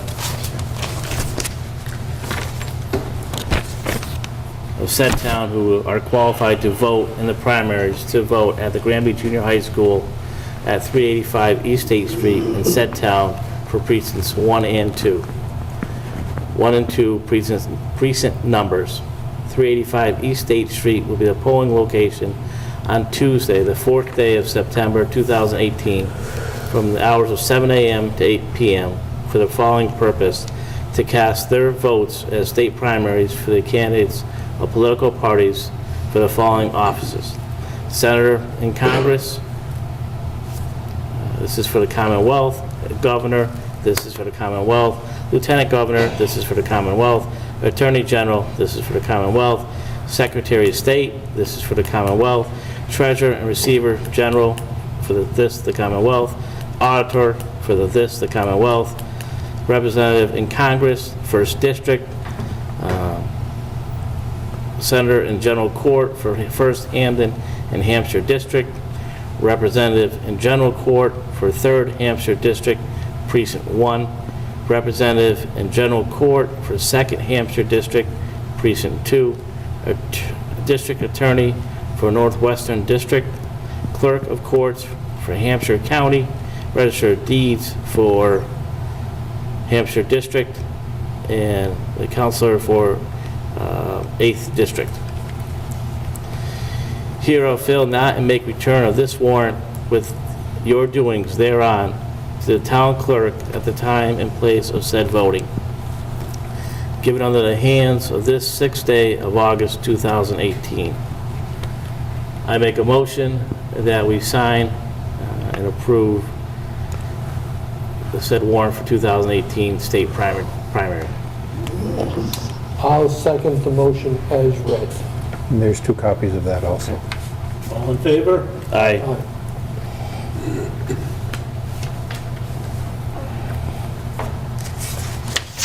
If you don't sign this, there's no state election in Granby? Yep, you're right, you're not approving it. Only the Board of Selectmen can schedule a special election.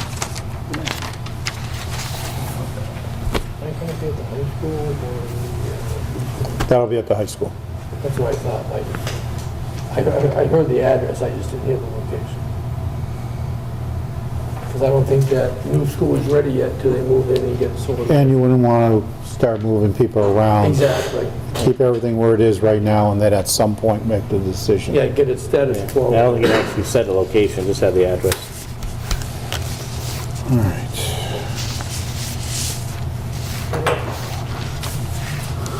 I'm setting this down, I don't want to go into the puddle again. Do you want me to go through the special warrant, town meeting warrant, or do you want to go through it? I can go through if you wish. Again, 2 copies. Okay. This clerk job requires a lot of reading here. Yes, it does. Commonwealth of Massachusetts, Town of Granby, special town meeting. To one of the constables of Town of Granby in the County of Hampshire, greetings. In the name of the Commonwealth of Massachusetts, you are hereby directed to notify and warn the inhabitants of said town qualified to vote in elections and town affairs to meet at the Granby Junior High School on East State Street in said town on Tuesday, the 27th day of August at 7 p.m. and thereact of the following articles to wit. Article 1, to see if the town will vote to amend the bylaws of the town of Granby, Volume 1, by inserting Chapter 2017. 17, Section 8, public consumption of marijuana, or take any other action in regards thereto. Copies of the amendment are available in the Board of Selectmen's office. Article 2, to see if the town will vote to amend the bylaws of the town of Granby, Volume 1, by inserting Chapter 17, Section 9, ban the marijuana establishments or take any other action in regards thereto. Copies of the amendment are available in the Board of Selectmen's office.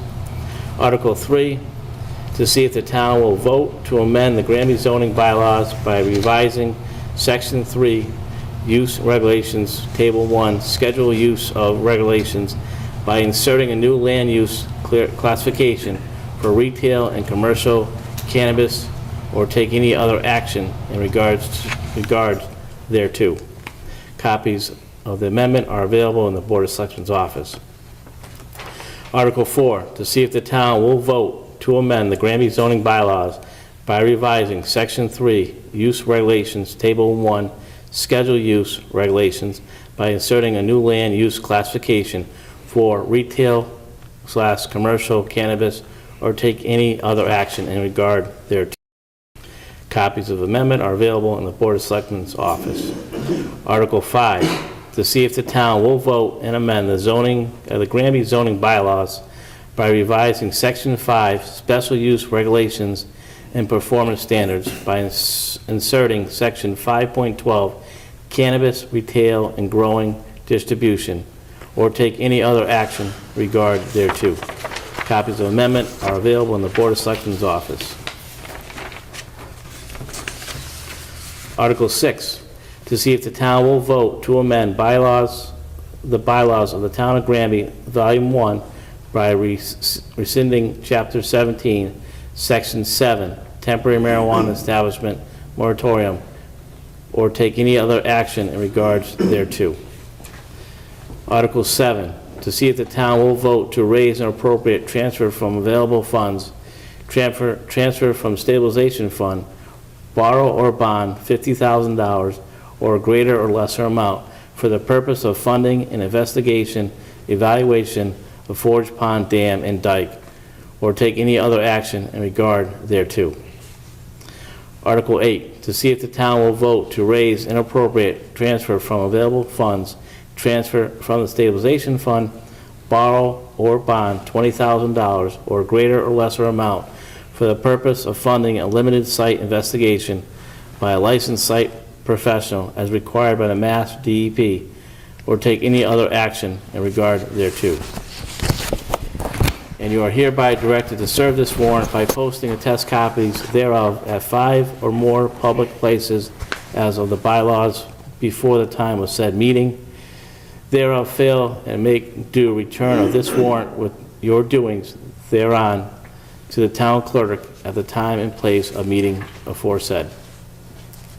Given on the hands of this 6th day of August in the year of our Lord, 2018. I'll make a motion that we approve articles as said, as read for a special town meeting for Tuesday, the 27th of August, I will 2018. second the motion as Glenn has read it. All in favor? Aye. And again, there are 2 copies of that warrant that needs to be signed.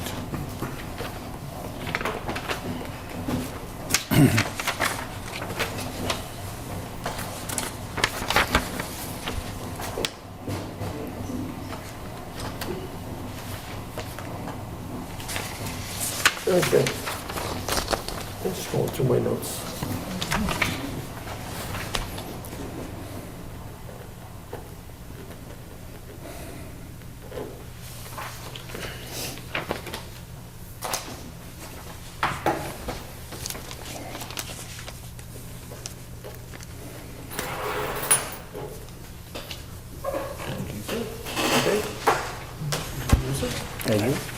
Thank you.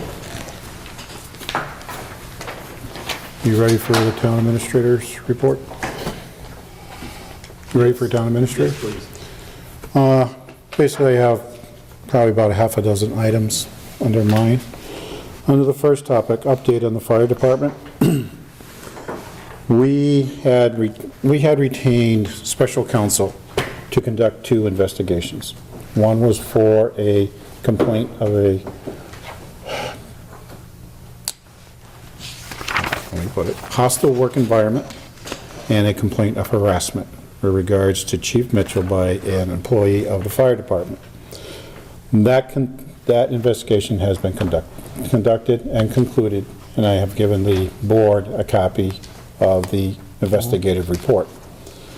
The other part of that is a letter of no confidence and the resignation of a call force officer. That is still ongoing. That report will come in at a later date, and we will discuss that when that is complete.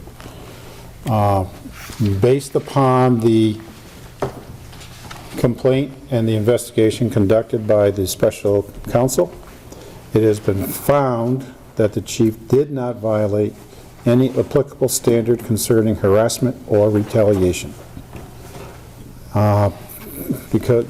Just because there are no technical violations does not mean that the board will not take the employee's concerns about working with the chief seriously.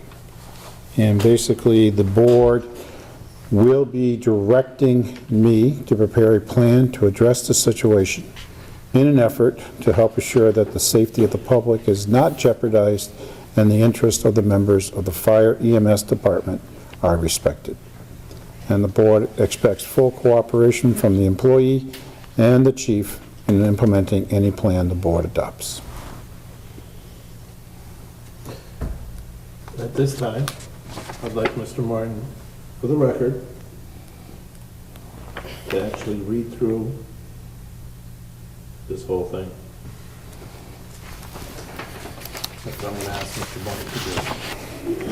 I think it's very important that we publicize this situation at this particular time, because it's complete. I think the town of Granby has the right to hear what the special investigator, Jack Collins, Special Labor Counsel, had to say. Chair, if you would, I'm just looking at this. I know there's a lot to be read here. Chris, is this something that can be kept on file if someone wishes to come down and read it at their leisure? That's whatever the board decides. It's up to the board to make that decision. If you want me to read it, or you want it to be just kept on file. I would actually like you to read it. I think it's pertinent. I think we should do both, to be honest with you. Because not everybody watches Chief. Well, once it's, whether it's read or not, it's now a public Public record. document. It's a public document now, because we are addressing it and a proposed letter to be mailed to the complainant. I have no problem. It's gonna be a public document. If you're gonna take your time, have fun. I would. Thank you. Do you want a motion for it, Chris? Well, I have 2 opinions. It's up to the board to make the decision what they want me to do. Up to me again, huh? My only concern with that is that I know as Chris is reading it, and again, I'm looking at this. This is Long page. I just think this is a 17-page. Yeah, but No. most of it is 6 pages. 6 pages. Even so, 6 But pages. I agree. I'm not arguing. I'm just saying. but- No, but as I said, I think there's a lot of information that's here, and I know someone just reading it, and as Jay spoke to, and it should be available, and if Chris is going to read it, be available both ways. But I just know when things are being read, sometimes, as you're going through it, I don't want anything to be missed. And that's Oh, my you think I'll miss something? I'm not saying that. I'm concerned that something is missed, so, I'll instruct Mr. Martin to be thorough. all right. All right. First, I'll start off with the complaint that was issued. It's a letter dated June 19th, 2018, on Granby Professional Firefighters IAFF Local 4172 letterhead, Michael A. Pandora, EMT-P, which stands for paramedic, President, P.O. Box 427, Granby, Mass. 01033. Addressed to Christopher Martin, Town Administrator, Town of Granby, 10 West State Street, Granby, Mass. 01033. Chris, I am filing a formal complaint of harassment and a hostile work environment with regards to Chief Mitchell. In that process, Chief Mitchell has become hostile since becoming aware of the no confidence letter. He does not speak to department members who sign the letter unless it is absolutely necessary. When he is in the building, he closes himself into his office most of the day, coming out only when necessary and for emergency calls. He has become particularly hostile and threatening towards me. I feel that it is because I am the one who delivered the letter, so therefore he is holding me accountable. He has targeted me specifically starting on June 13th when he asked me for a list of department assets in my office. I asked him if there was a reason. His answer was that he is the chief and I need to give him the list. He has not asked anyone else for a list of department assets in their possession. He did not give me a time frame to complete the list. On June 18th, I discovered that my administrative access to the image trend database had been removed. This access allows me to function as the EMS coordinator and process patient care reports prior to billing, submit EMS data to the state, review fire reports for completeness, and submit them to the state on a monthly basis, compile and prepare call force monthly pay, and perform state-required CQI, among other duties. This is a function that I have had in my position as the EMS coordinator since 2006. When I asked Chief Mitchell about it, he stated that he wanted to limit my access to EMS stuff only and was trying to work with Image Trend to do that. I asked him why there was no discussion beforehand. His answer was, "Don't even go there." He then said that he would give me back temporary access. On June 18th, I was issued a written warning for not submitting the list of department assets to him.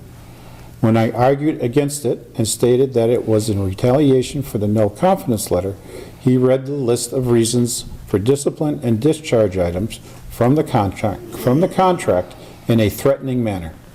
When I again voiced my disagreement and again stated that it was retaliation, he told me in a threatening manner that I was being insubordinate. Since becoming the chief in Granby, Chief Mitchell has demoted me from my rank of lieutenant, a position for which I held for 9 years, without any form of progressive discipline or plan of correction. He has threatened to fire me for incompetence numerous times, especially when I questioned why I was being demoted. His only statement was that he did not have confidence in my abilities.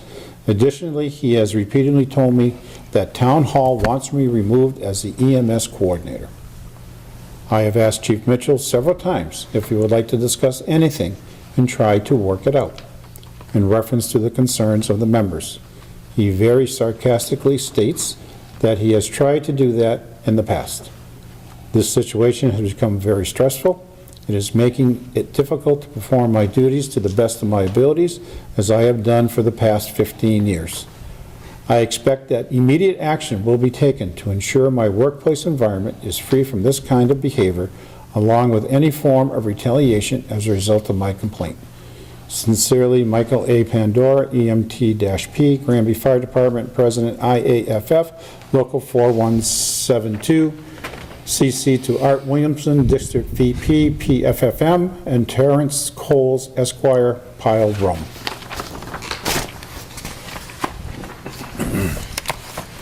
I now have a document from Attorney Jack M. Collins, Special Labor Counsel, addressed to me as the Granby Town Administrator regarding fire department investigation. At your request, I have been investigating 2 matters that involve complaints against the Granby Fire Chief. The first is a complaint by paramedic Michael Pandora of harassment and a hostile work environment with regards to Chief Mitchell, contained in a letter to you dated June 19th, 2018, as Attachment A. And Attachment A is the 2-page written complaint from Mr. Pandora. The second is a letter dated June 4th, 2018, signed by numerous full and part-time members of the Granby Fire Department, characterized as a vote of no confidence in the leadership abilities of Fire Chief John Mitchell. This report will focus on the former. Mr. Pandora's complaint. My investigation into Mr. Pandora's complaint has included a review of applicable standards, followed by extensive interviews with both Mr. Pandora and the Chief. I also received a written response from the Chief that addressed not only Mr. Pandora's complaint, but also the letter of no confidence from the department members. While not the focus of my interviews with current and former department members, I also received comments from these individuals that shed light on Mr. Pandora's relationship with the Chief and Mr. Pandora's role in the department. This provided context that I found helpful in understanding the relationship of these 2 individuals. Investigation. Whenever an employee files a complaint alleging, as Mr. Pandora's June 19th letter to the town administrator does, harassment and a hostile work environment, there are several steps the employer must take. After determining whether it is safe to allow the 2 parties to continue to work together while the employer decides what to do, an investigation is needed to confirm whether the allegations are founded and, if so, what action is appropriate. In this case, since no immediate threat to Mr. Pandora's safety or well-being was alleged, there was no need to separate these 2 individuals while an investigation was conducted. Parentheses, as it turns out, the Chief has been placed on paid administrative leave, and former Chief has temporarily assumed leadership of the department, close parentheses. In addition to lengthy meetings with both Mr. Pandora and the Chief, I also met with 10 call or full-time members of the Fire EMS department. One of the essential first steps in any investigation of this kind is to review the rule, regulation, law, bylaw, or other standard that was allegedly violated. Typically, when allegations of harassment and hostile work environment are made, they involve a violation of a sexual harassment policy of some kind. In Massachusetts, the legitimate definition for sexual harassment is this: sexual harassment means sexual advances, requests for sexual favors, and verbal or physical contact of a sexual nature when A, submission to or rejection of such advances, requests, or conduct is made either explicitly or implicitly a term or condition of employment or as a basis for employment decisions, or B, such advances, requests, or conduct have the purpose or effect of unreasonably interfering with an individual's work performance by creating an intimidating, hostile, humiliating, or sexually offensive work environment. Similar analyses are involved in other forms of discrimination, but the essential element is that the victim be a member of a protected class. In short, for workplace harassment to be unlawful, the following elements must be present. Bullet point 1, the victim belongs to a protected class. Bullet point 2, the victim was subjected to unwanted verbal or physical contact. Bullet point 3, the harassment was based on the victim's protected class.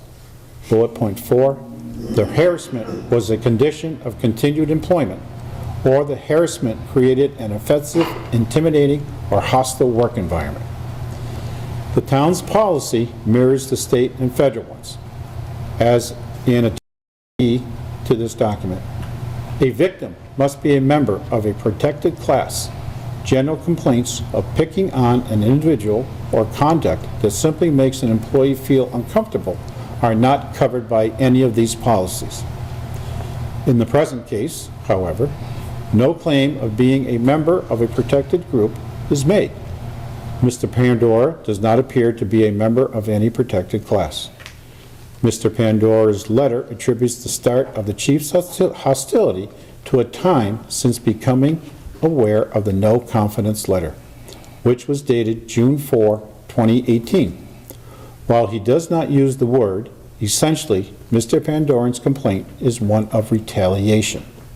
Parentheses, the use of union letterhead might indicate that Mr. Pandora envisions some connection between the chief's action and some concerted, protected union activity, i.e. submitting the letter of no confidence. However, he did not mention that to me during our extensive interview, close parentheses. Since Mr. Pandora's complaint does not allege the chief's actions resulted from any protected class to which Mr. Pandora belongs, there is no violation of either state or federal anti-discrimination laws involved. Both the Equal Employment Opportunity Commission on the federal level and the Massachusetts Commission Against Discrimination on the state level have jurisdiction limited to cases where an employee is discriminated against based on membership in a protected class. While there are slight differences on the state and federal levels, these generally include things such as race, color, religion, sexual, including pregnancy, sexual orientation or identity, national origin, age, 40 or older, disability, or genetic information. Even if the chief had been aware of Mr. Pandora's role in drafting and submitting the letter to the town administrator, the alleged conduct which Mr. Pandora describes would not amount to a hostile work environment. The elements Mr. Pandora cites include the following. 1. Not speaking to department members who sign the letter unless it is absolutely necessary, and when he is in the building, he closes himself into his office most of the day, coming out only when necessary and for emergency calls. 1A. Since the chief was not provided a copy of the signature list on the letter by the town administrator, this undercuts any claim that the chief knew of the identity of the signers. 1B. Also, while the chief acknowledges he was reclusive for a few days, there is no claim that he refused to speak or meet when necessary. Moreover, he was experiencing not only a feeling of betrayal from some department members, but also undergoing a personal loss of a close friend that passed at the same time. 2. Asking for a list of departmental assets in my office without providing a reason nor making a similar request of other department members. 2A. Standing alone, this order was lawful and reasonable. Mr. Pandora was the head of the EMS operation, and as such, was the one member of the department most likely to have department property in his office. 2B. According to the chief's explanation, which Mr. Pandora did not contradict, Mr. Pandora had just engaged in a petty exchange with the chief, in which Mr. Pandora withheld use of a department laptop projector, which Mr. Pandora knew the chief needed, essentially claiming it belonged to Mr. Pandora when this was not the case. 3. Having his administrative access to the image trend database removed, a function Mr. Pandora claims he had in his position as EMS coordinator since 2006. 3A.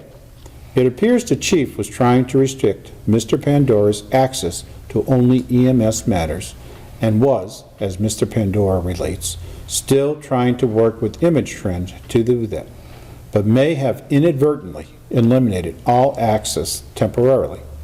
When the two of them discussed this, the chief had Mr. Pandora's access restored. 3B.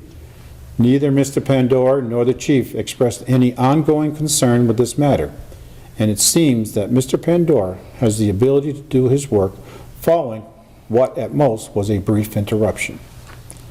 4. The June 18th written warning for not submitting the list of department assets to the chief as ordered. 4A. Mr. Pandora notes that the chief did not specify a deadline for the report. Moreover, Mr. Pandora claims it was prepared immediately but due to his scheduled days off and possibly the chief's schedule, he had not delivered it by the time the chief imposed the warning. 4B, it is clear that had Mr. Pandora prepared the list immediately, as he claimed, he could have assured the chief received it promptly by handing him a copy or emailing it to the chief. 4C, it is very likely that Mr. Pandora was intentionally trying to annoy the chief by delaying his reply. 4D, the chief's action, while technically justified, appears to have been more out of continued frustration at trying to work with what he perceived to be a disruptive and uncooperative subordinate. 4E, after some discussion by both individuals and with the town administrator, this warning has since been rescinded and no copy has been placed in Mr. Pandora's file. In addition to Mr. Pandora's complaints of hostility or retaliatory action by the chief since the letter of no confidence was delivered, Mr. Pandora complains that he was improperly demoted from his rank of lieutenant. He does not specify a time frame when this took place. Number 1, Mr. Pandora and the chief offer a very different recollections of the discussion that took place or any explanations for the action. The chief claims he agreed to let Mr. Pandora convey any explanation he wanted as to the reasons for the demotion. This may have seemed like a reasonable gesture by the chief, but it also seems to have given Mr. Pandora the opportunity to create his own self-serving version of the events that the chief has been hard-pressed to counter. 2, in the future, the chief should be sure to have witness and to document any similar encounters with employees during any level of disciplinary action. 3, Mr. Pandora does not dispute the chief's claim that Mr. Pandora's conduct at certain fire scenes was less than optimal. He grudgingly acknowledges that he may also have medical or other issues that prevent him performing certain functions at fire scenes, but has apparently not disclosed to other members of the department. However, despite all this, he claims that the chief should have engaged in some sort of progressive discipline and possibly retraining.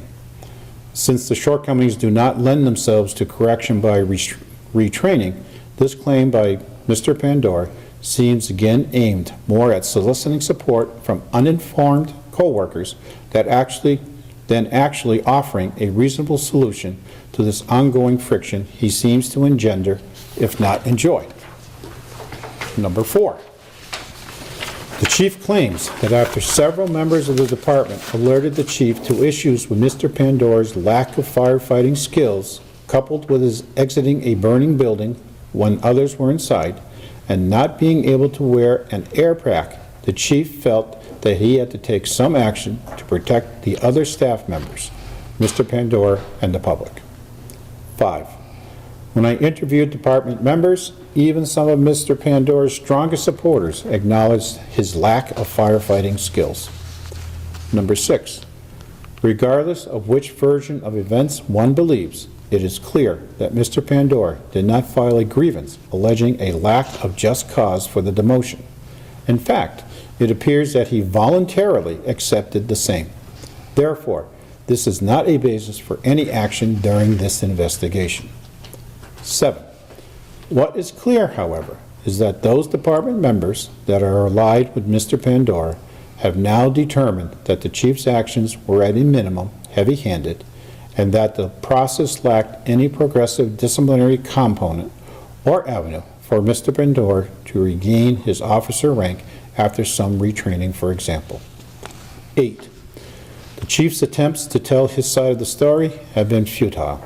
Even if the chief is correct in his assessment of Mr. Pandora's lack of firefighting skills, coupled with what could well be a permanent medical or psychological inability to perform some essential firefighting duties, and certainly engage in leadership responsibilities, the majority of department members with whom I spoke will not readily accept it. Conclusion. The incidents described by Mr. Pandora do not amount to harassment based on Mr. Pandora's membership in any protected class, nor do they meet the definition of a hostile work environment created by the chief, since there is no credible evidence that the chief knew of Mr. Pandora's role in drafting or submitting the letter of no confidence. There is no reason to conclude that the chief's conduct was in retaliation for any concerted, protected union activity. However, there is an acute need to address the strained relationship between these two key department leaders. It is apparent that Mr. Pandora has a great many friends that are more than willing to take his side, and in this case support the continuing efforts Mr. Pandora appears to be making to undermine the chief and drive him out. There was an obvious lack of trust and respect between Mr. Pandora and the chief. There is also a pattern of poor communications. These have produced a toxic environment that needs to be addressed. Otherwise, there are bound to be even more acrimonious interchanges that will certainly impact departmental efficiency and possible public safety.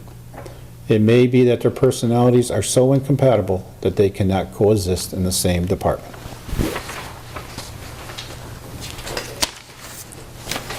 And as part of that, there is a proposed letter to be sent to Paramedic Pandora dated August 6, 2018. Paramedic Michael Pandora, P.O. Box 60176, Florence, Mass. Regarding June 19, 2018 complaint against Fire Chief Mitchell. Dear Mr. Pandora, after having your complaint thoroughly investigated and reviewing the investigator's report, this board agrees that the chief did not violate any applicable standard concerning harassment or retaliation. However, simply because there was no technical violations does not mean that the board will not take your concerns about working with the chief seriously. As you know, he has expressed similar concerns about your work performance and attitude. Obviously, without assigning any fault at this point, it is clear that the conduct and interaction between you and the chief need attention. With this in mind, the board has directed the town administrator to prepare a plan to address the situation in an effort to help assure that the safety of the public is not jeopardized and the interest the members of the fire department are respected. The board respects the full cooperation of both yourself and Chief Mitchell in implementing any plan the board adopts. Thanks for your many years of dedicated service to the town. Sincerely, Stephen A. Chanaki, Chair. CC to the Board of Selectmen, Chief Mitchell, and the Town Administrator.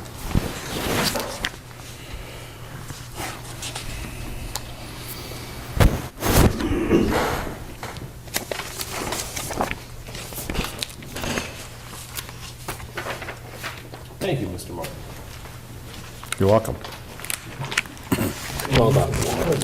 I do need some water now. I figured that was... There's plenty of it on the table.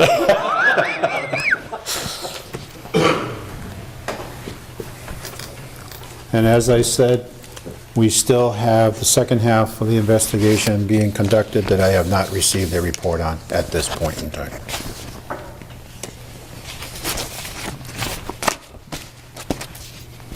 I'll make a motion. We send a letter to Paramedic Michael Pandora, as said read. I'll second Glenn's motion. All in favor? Aye.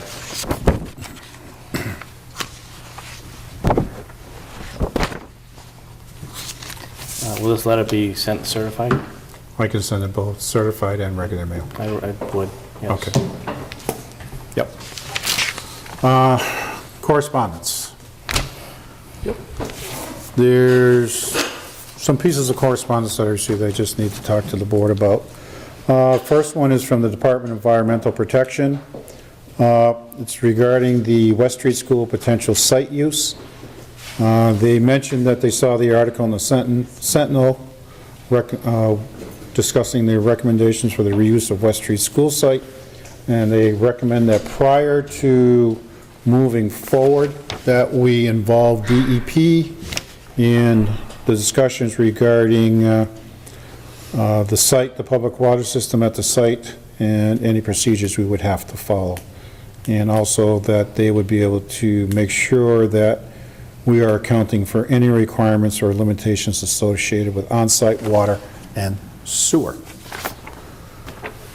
In relation to that, we have a letter addressed to Chairman Chinaki from Senator Lesser, dated July 12, 2018. Dear Chairman Chinaki, I am pleased to inform you that an amendment I filed for the town of Granby was included in Chapter 113 of the Acts of 2018, an act providing for capital facility repairs and improvements for the Commonwealth. This bill was signed into law by the governor on June 15, 2018. The specific item is $4 million for the renovation, construction, and remodeling of the former West Street School building for its conversion into a new town hall and supplemental town offices in the town of Granby. This was Section 2, lines 1100 to 3005. This legislation provides the Baker-Polito administration with a bond authorization allowing for state funds to be used in the completion of this project. It is important to note that while the authorization exists, the funds are released at the discretion of the governor and his administration. In addition to securing the bond authorization for these items, I will be sending the administration a formal request to release the funds as soon as possible to the town of Granby. Sincerely, Eric P. Lesser, State Senator. Thank you, Mr. Lesser, Senator Lesser. Senator Lesser, thank you. And in light of what had been reported to potential costs, I believe the committee came up with a cost of about $4.5 million to renovate, build new structures up there, so on and so forth. So we'd be looking at probably having to come up with $500,000 for that project. Can't we just cut $500,000 worth of stuff? No, actually, there's been a suggestion that we go to a net zero electric use building. Well, it's actually a net zero energy incentive program. And that would add 10% to our cost, but unless we can find, maybe get the electric company to kick in some extra money, maybe we can opt whether to or Yeah, not. I'm seeing the Vice President of National Grid tomorrow. We're having lunch, and then we go to a meeting afterwards. So, And based upon, for people who don't know what net zero is, if you get a net zero energy building, it means the building produces enough energy to fulfill its entire requirements or more. So basically, if this building is built on net energy incentives, there will be no energy bills created by those buildings at all. These buildings do cost approximately 10% more than a normal building, but since you're not incurring any energy bills the day you take occupancy, it takes between 10 and 12 years before you pay back for that 10%. Then after that, it's all gravy because you're just not paying anything. And I'll talk to Mr. Hikins tomorrow. We're scheduled to meet already on electric vehicle cars and chargers, and I sent him an email about this. And he has the same program. Okay. Is there any, like I asked, for any upkeep to these, these things they put in place, and as in regards to making it a energy efficient or energy sustained building? Right. Basically, it's pretty much like Mass Save, but on a gigantic scale. If we decide to go this way, since we're not using natural gas, Columbia Gas will not be involved, only National Grid will be. Okay? They have to be involved from day one of the design of the building to include the maintenance aspects of the building. So everything will be known up front before anything is start to be built, because they have to calculate out everything to make sure that building is producing enough to power that building at 100% or greater. And that's the whole secret of the net zero energy incentive program in the state of Massachusetts. But what I'm saying is, so 10, 12 years down the road, when it starts to pay for itself, is there upkeep at that time? Like, do panels or something need to be replaced or things like that? Will the town will incur a cost. If you use the current calculations for solar panels, they are generally replaced every 20 years. Everything else is on an as-required basis, maybe an inverter, maybe a tree branch falls on a panel. Those are all unanticipated. But the solar fields that are built are for 20 years, and the panels stay out there for 20 years and are replaced. Is that 10% on top of the 4.5 million, or is that 10% of like other things, just the building construction, or? I would say it's over 4.5 million. So we're looking at an additional $450,000 the town would have to come up with. So now we're at close to $1 million. I want to clarify that with Bill first, because he says that when you're starting to build one of these buildings in place of the building, new construction, he would not have to address any demolition, asbestos, hazardous waste, and all that at all. So I will clarify that with him to make sure. And we haven't even got to that point where We're not even crawling to yet. decide what the building is used or just We haven't had the building turned over to us yet, Right. so. But Okay. we wanted, the Energy Committee wanted to be proactive Yeah. and do this. So we contacted, we got the program started and everything like that.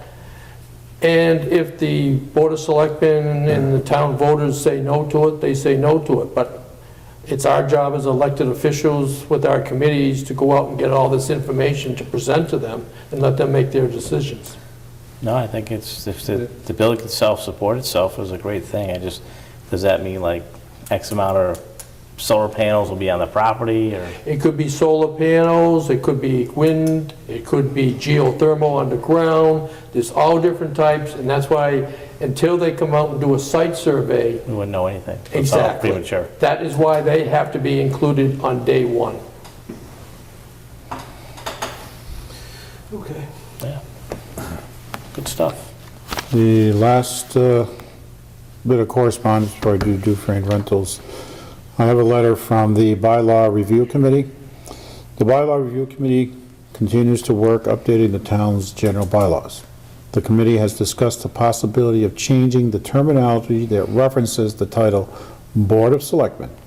That title is gender-specific, and that we have discussed whether or not we should suggest changing it to a more gender-neutral title.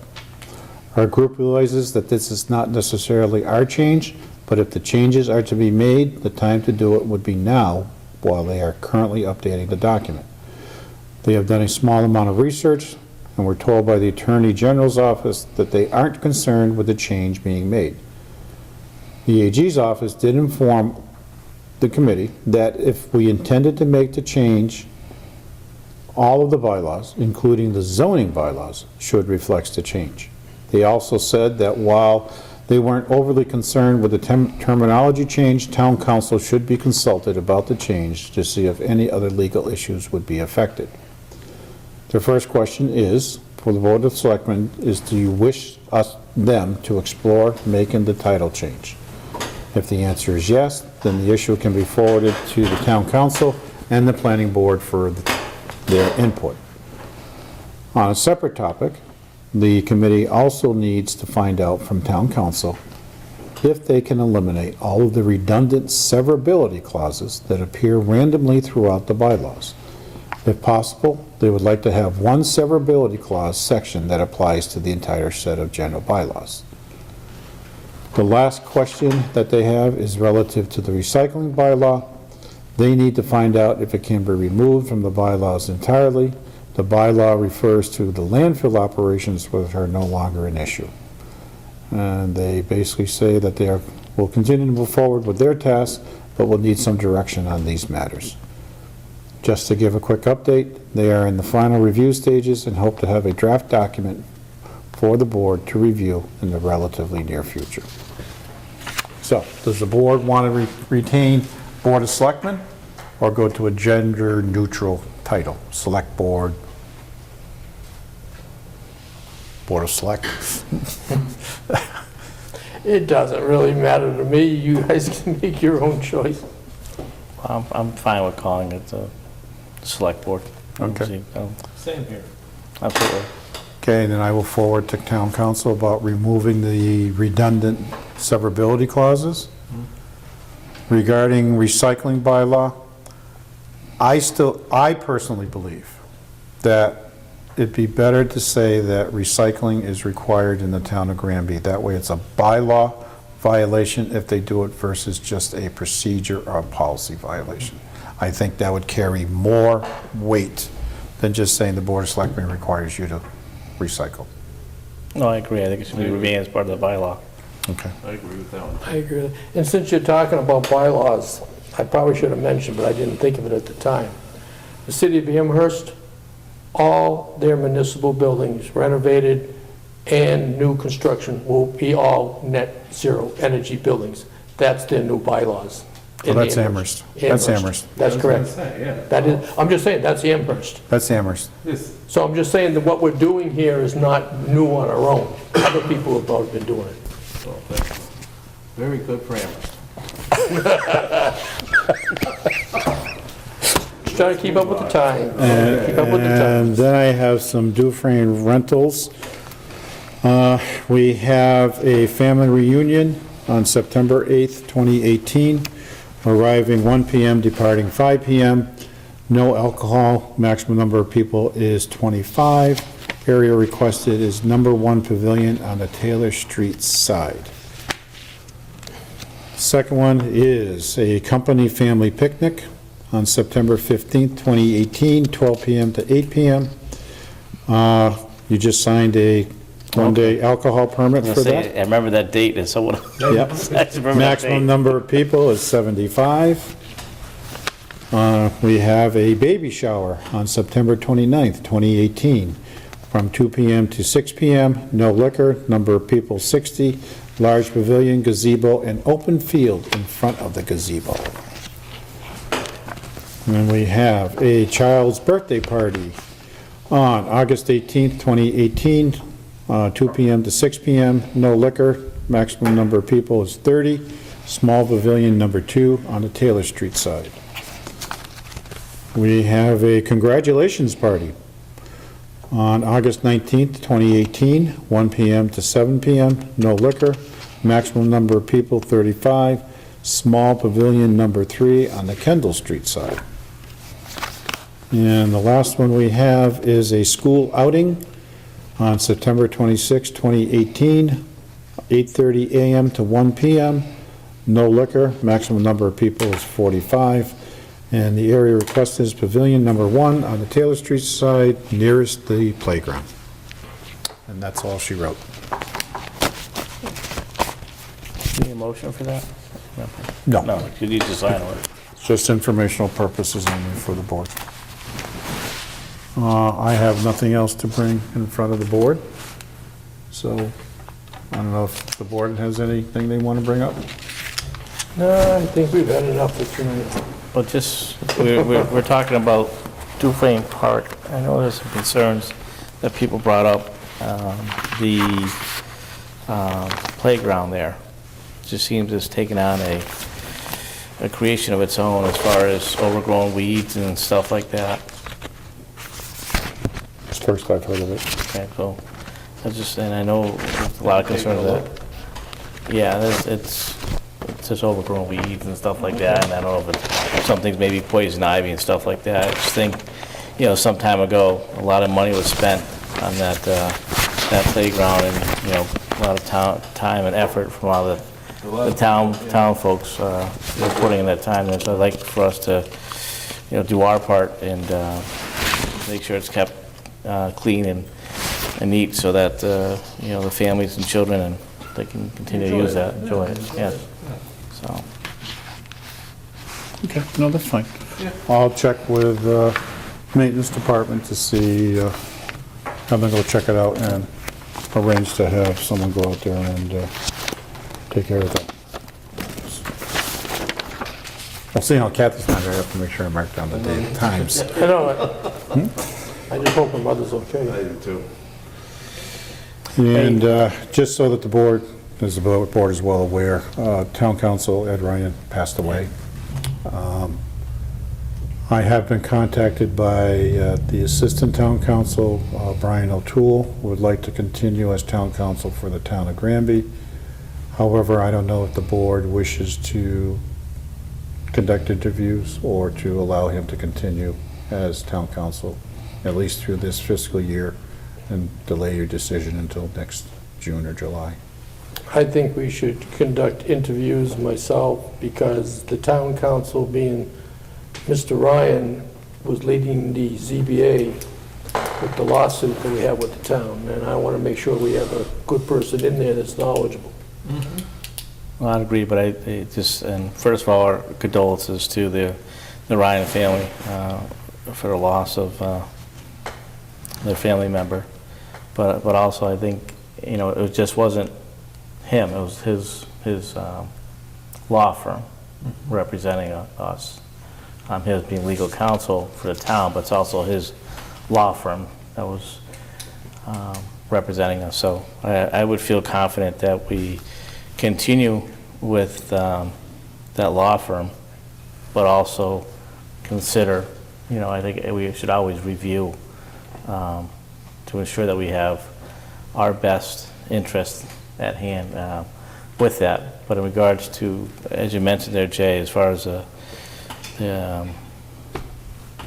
the zoning board of appeals, I hate to bring someone in right now. I know, and I would expect that his office does have knowledge of everything that was going on with that, sort of bringing someone in. But that's probably information that we need to find out. I can't assume that, but I would expect that they do have all that information. I don't know if they have certain lawyers in the office that specialize on certain things. So before I made a commitment to that, I'd want to know. There's only, what, two of them? O'Toole and Ryan? No, there's a couple more in there. There's See, I have no idea. Yes. That's I why. think they have like 6 attorneys in there or something like that. Yeah. I think it's proven at this particular time, we maintained that at this particular time, and then at some. For next fiscal year, conduct interviews? Yeah, and then we're Yeah. gonna start conducting interviews. I think Okay. it would be, maintain the continuity. Yes. Okay. And there was a suggestion made that in his honor at the next special town meeting that we leave his seat vacant in his honor, Yes. seeing how he served as our town council since 1995. So, Yes. long period of time. So, the only last thing I have is scheduling of our meetings. Our next meeting would be on the 20th of August. That is the date of the vote. Do we still want to hold our meeting that day or go the day after? I'd say day after. The Tuesday? That would be Tuesday, the 21st. Well, could we meet earlier Yeah, we can. here? And then, you know, I wouldn't want our agenda to be too full, so we can actually leave and go to the town meeting instead of just tying us up. No, for this 2 is the days. vote. This is I the mean, the ballot. vote, yeah. This is the ballot. That's why I was going to say, we'll stay with the Yeah. 20th, because, I mean, it's just a matter of vote, 15 minutes. I'm just asking Yeah. the question, that's all. So I think we can still. We'll leave it on the 20th. 20th. And then the meeting after that would be Labor Day. And seeing how the town is closed on Labor Day, do we want to meet on the 4th? I'm okay with meeting on the 4th. I am too. That would be the Tuesday, so we could. Yes, Tuesday, September 4th, yes. So you want to leave it the 20th, but do you want to meet earlier than 6:30? Do you want to meet, I mean, I think. well, the polls close at They 7. close at 7, so I think 6:30 is fine. 6:30 will be Yeah. fine? Okay, Because I was actually thinking the town meeting, not the town vote when I spoke, so. okay. So, those answered my 2 questions, so. Anything else? That's all I can think of. You? No, I'm just going to be busy. All right. I shall make a motion that we adjourn at this time. I will second the motion All in to favor? adjourn. Aye. Aye. Hey.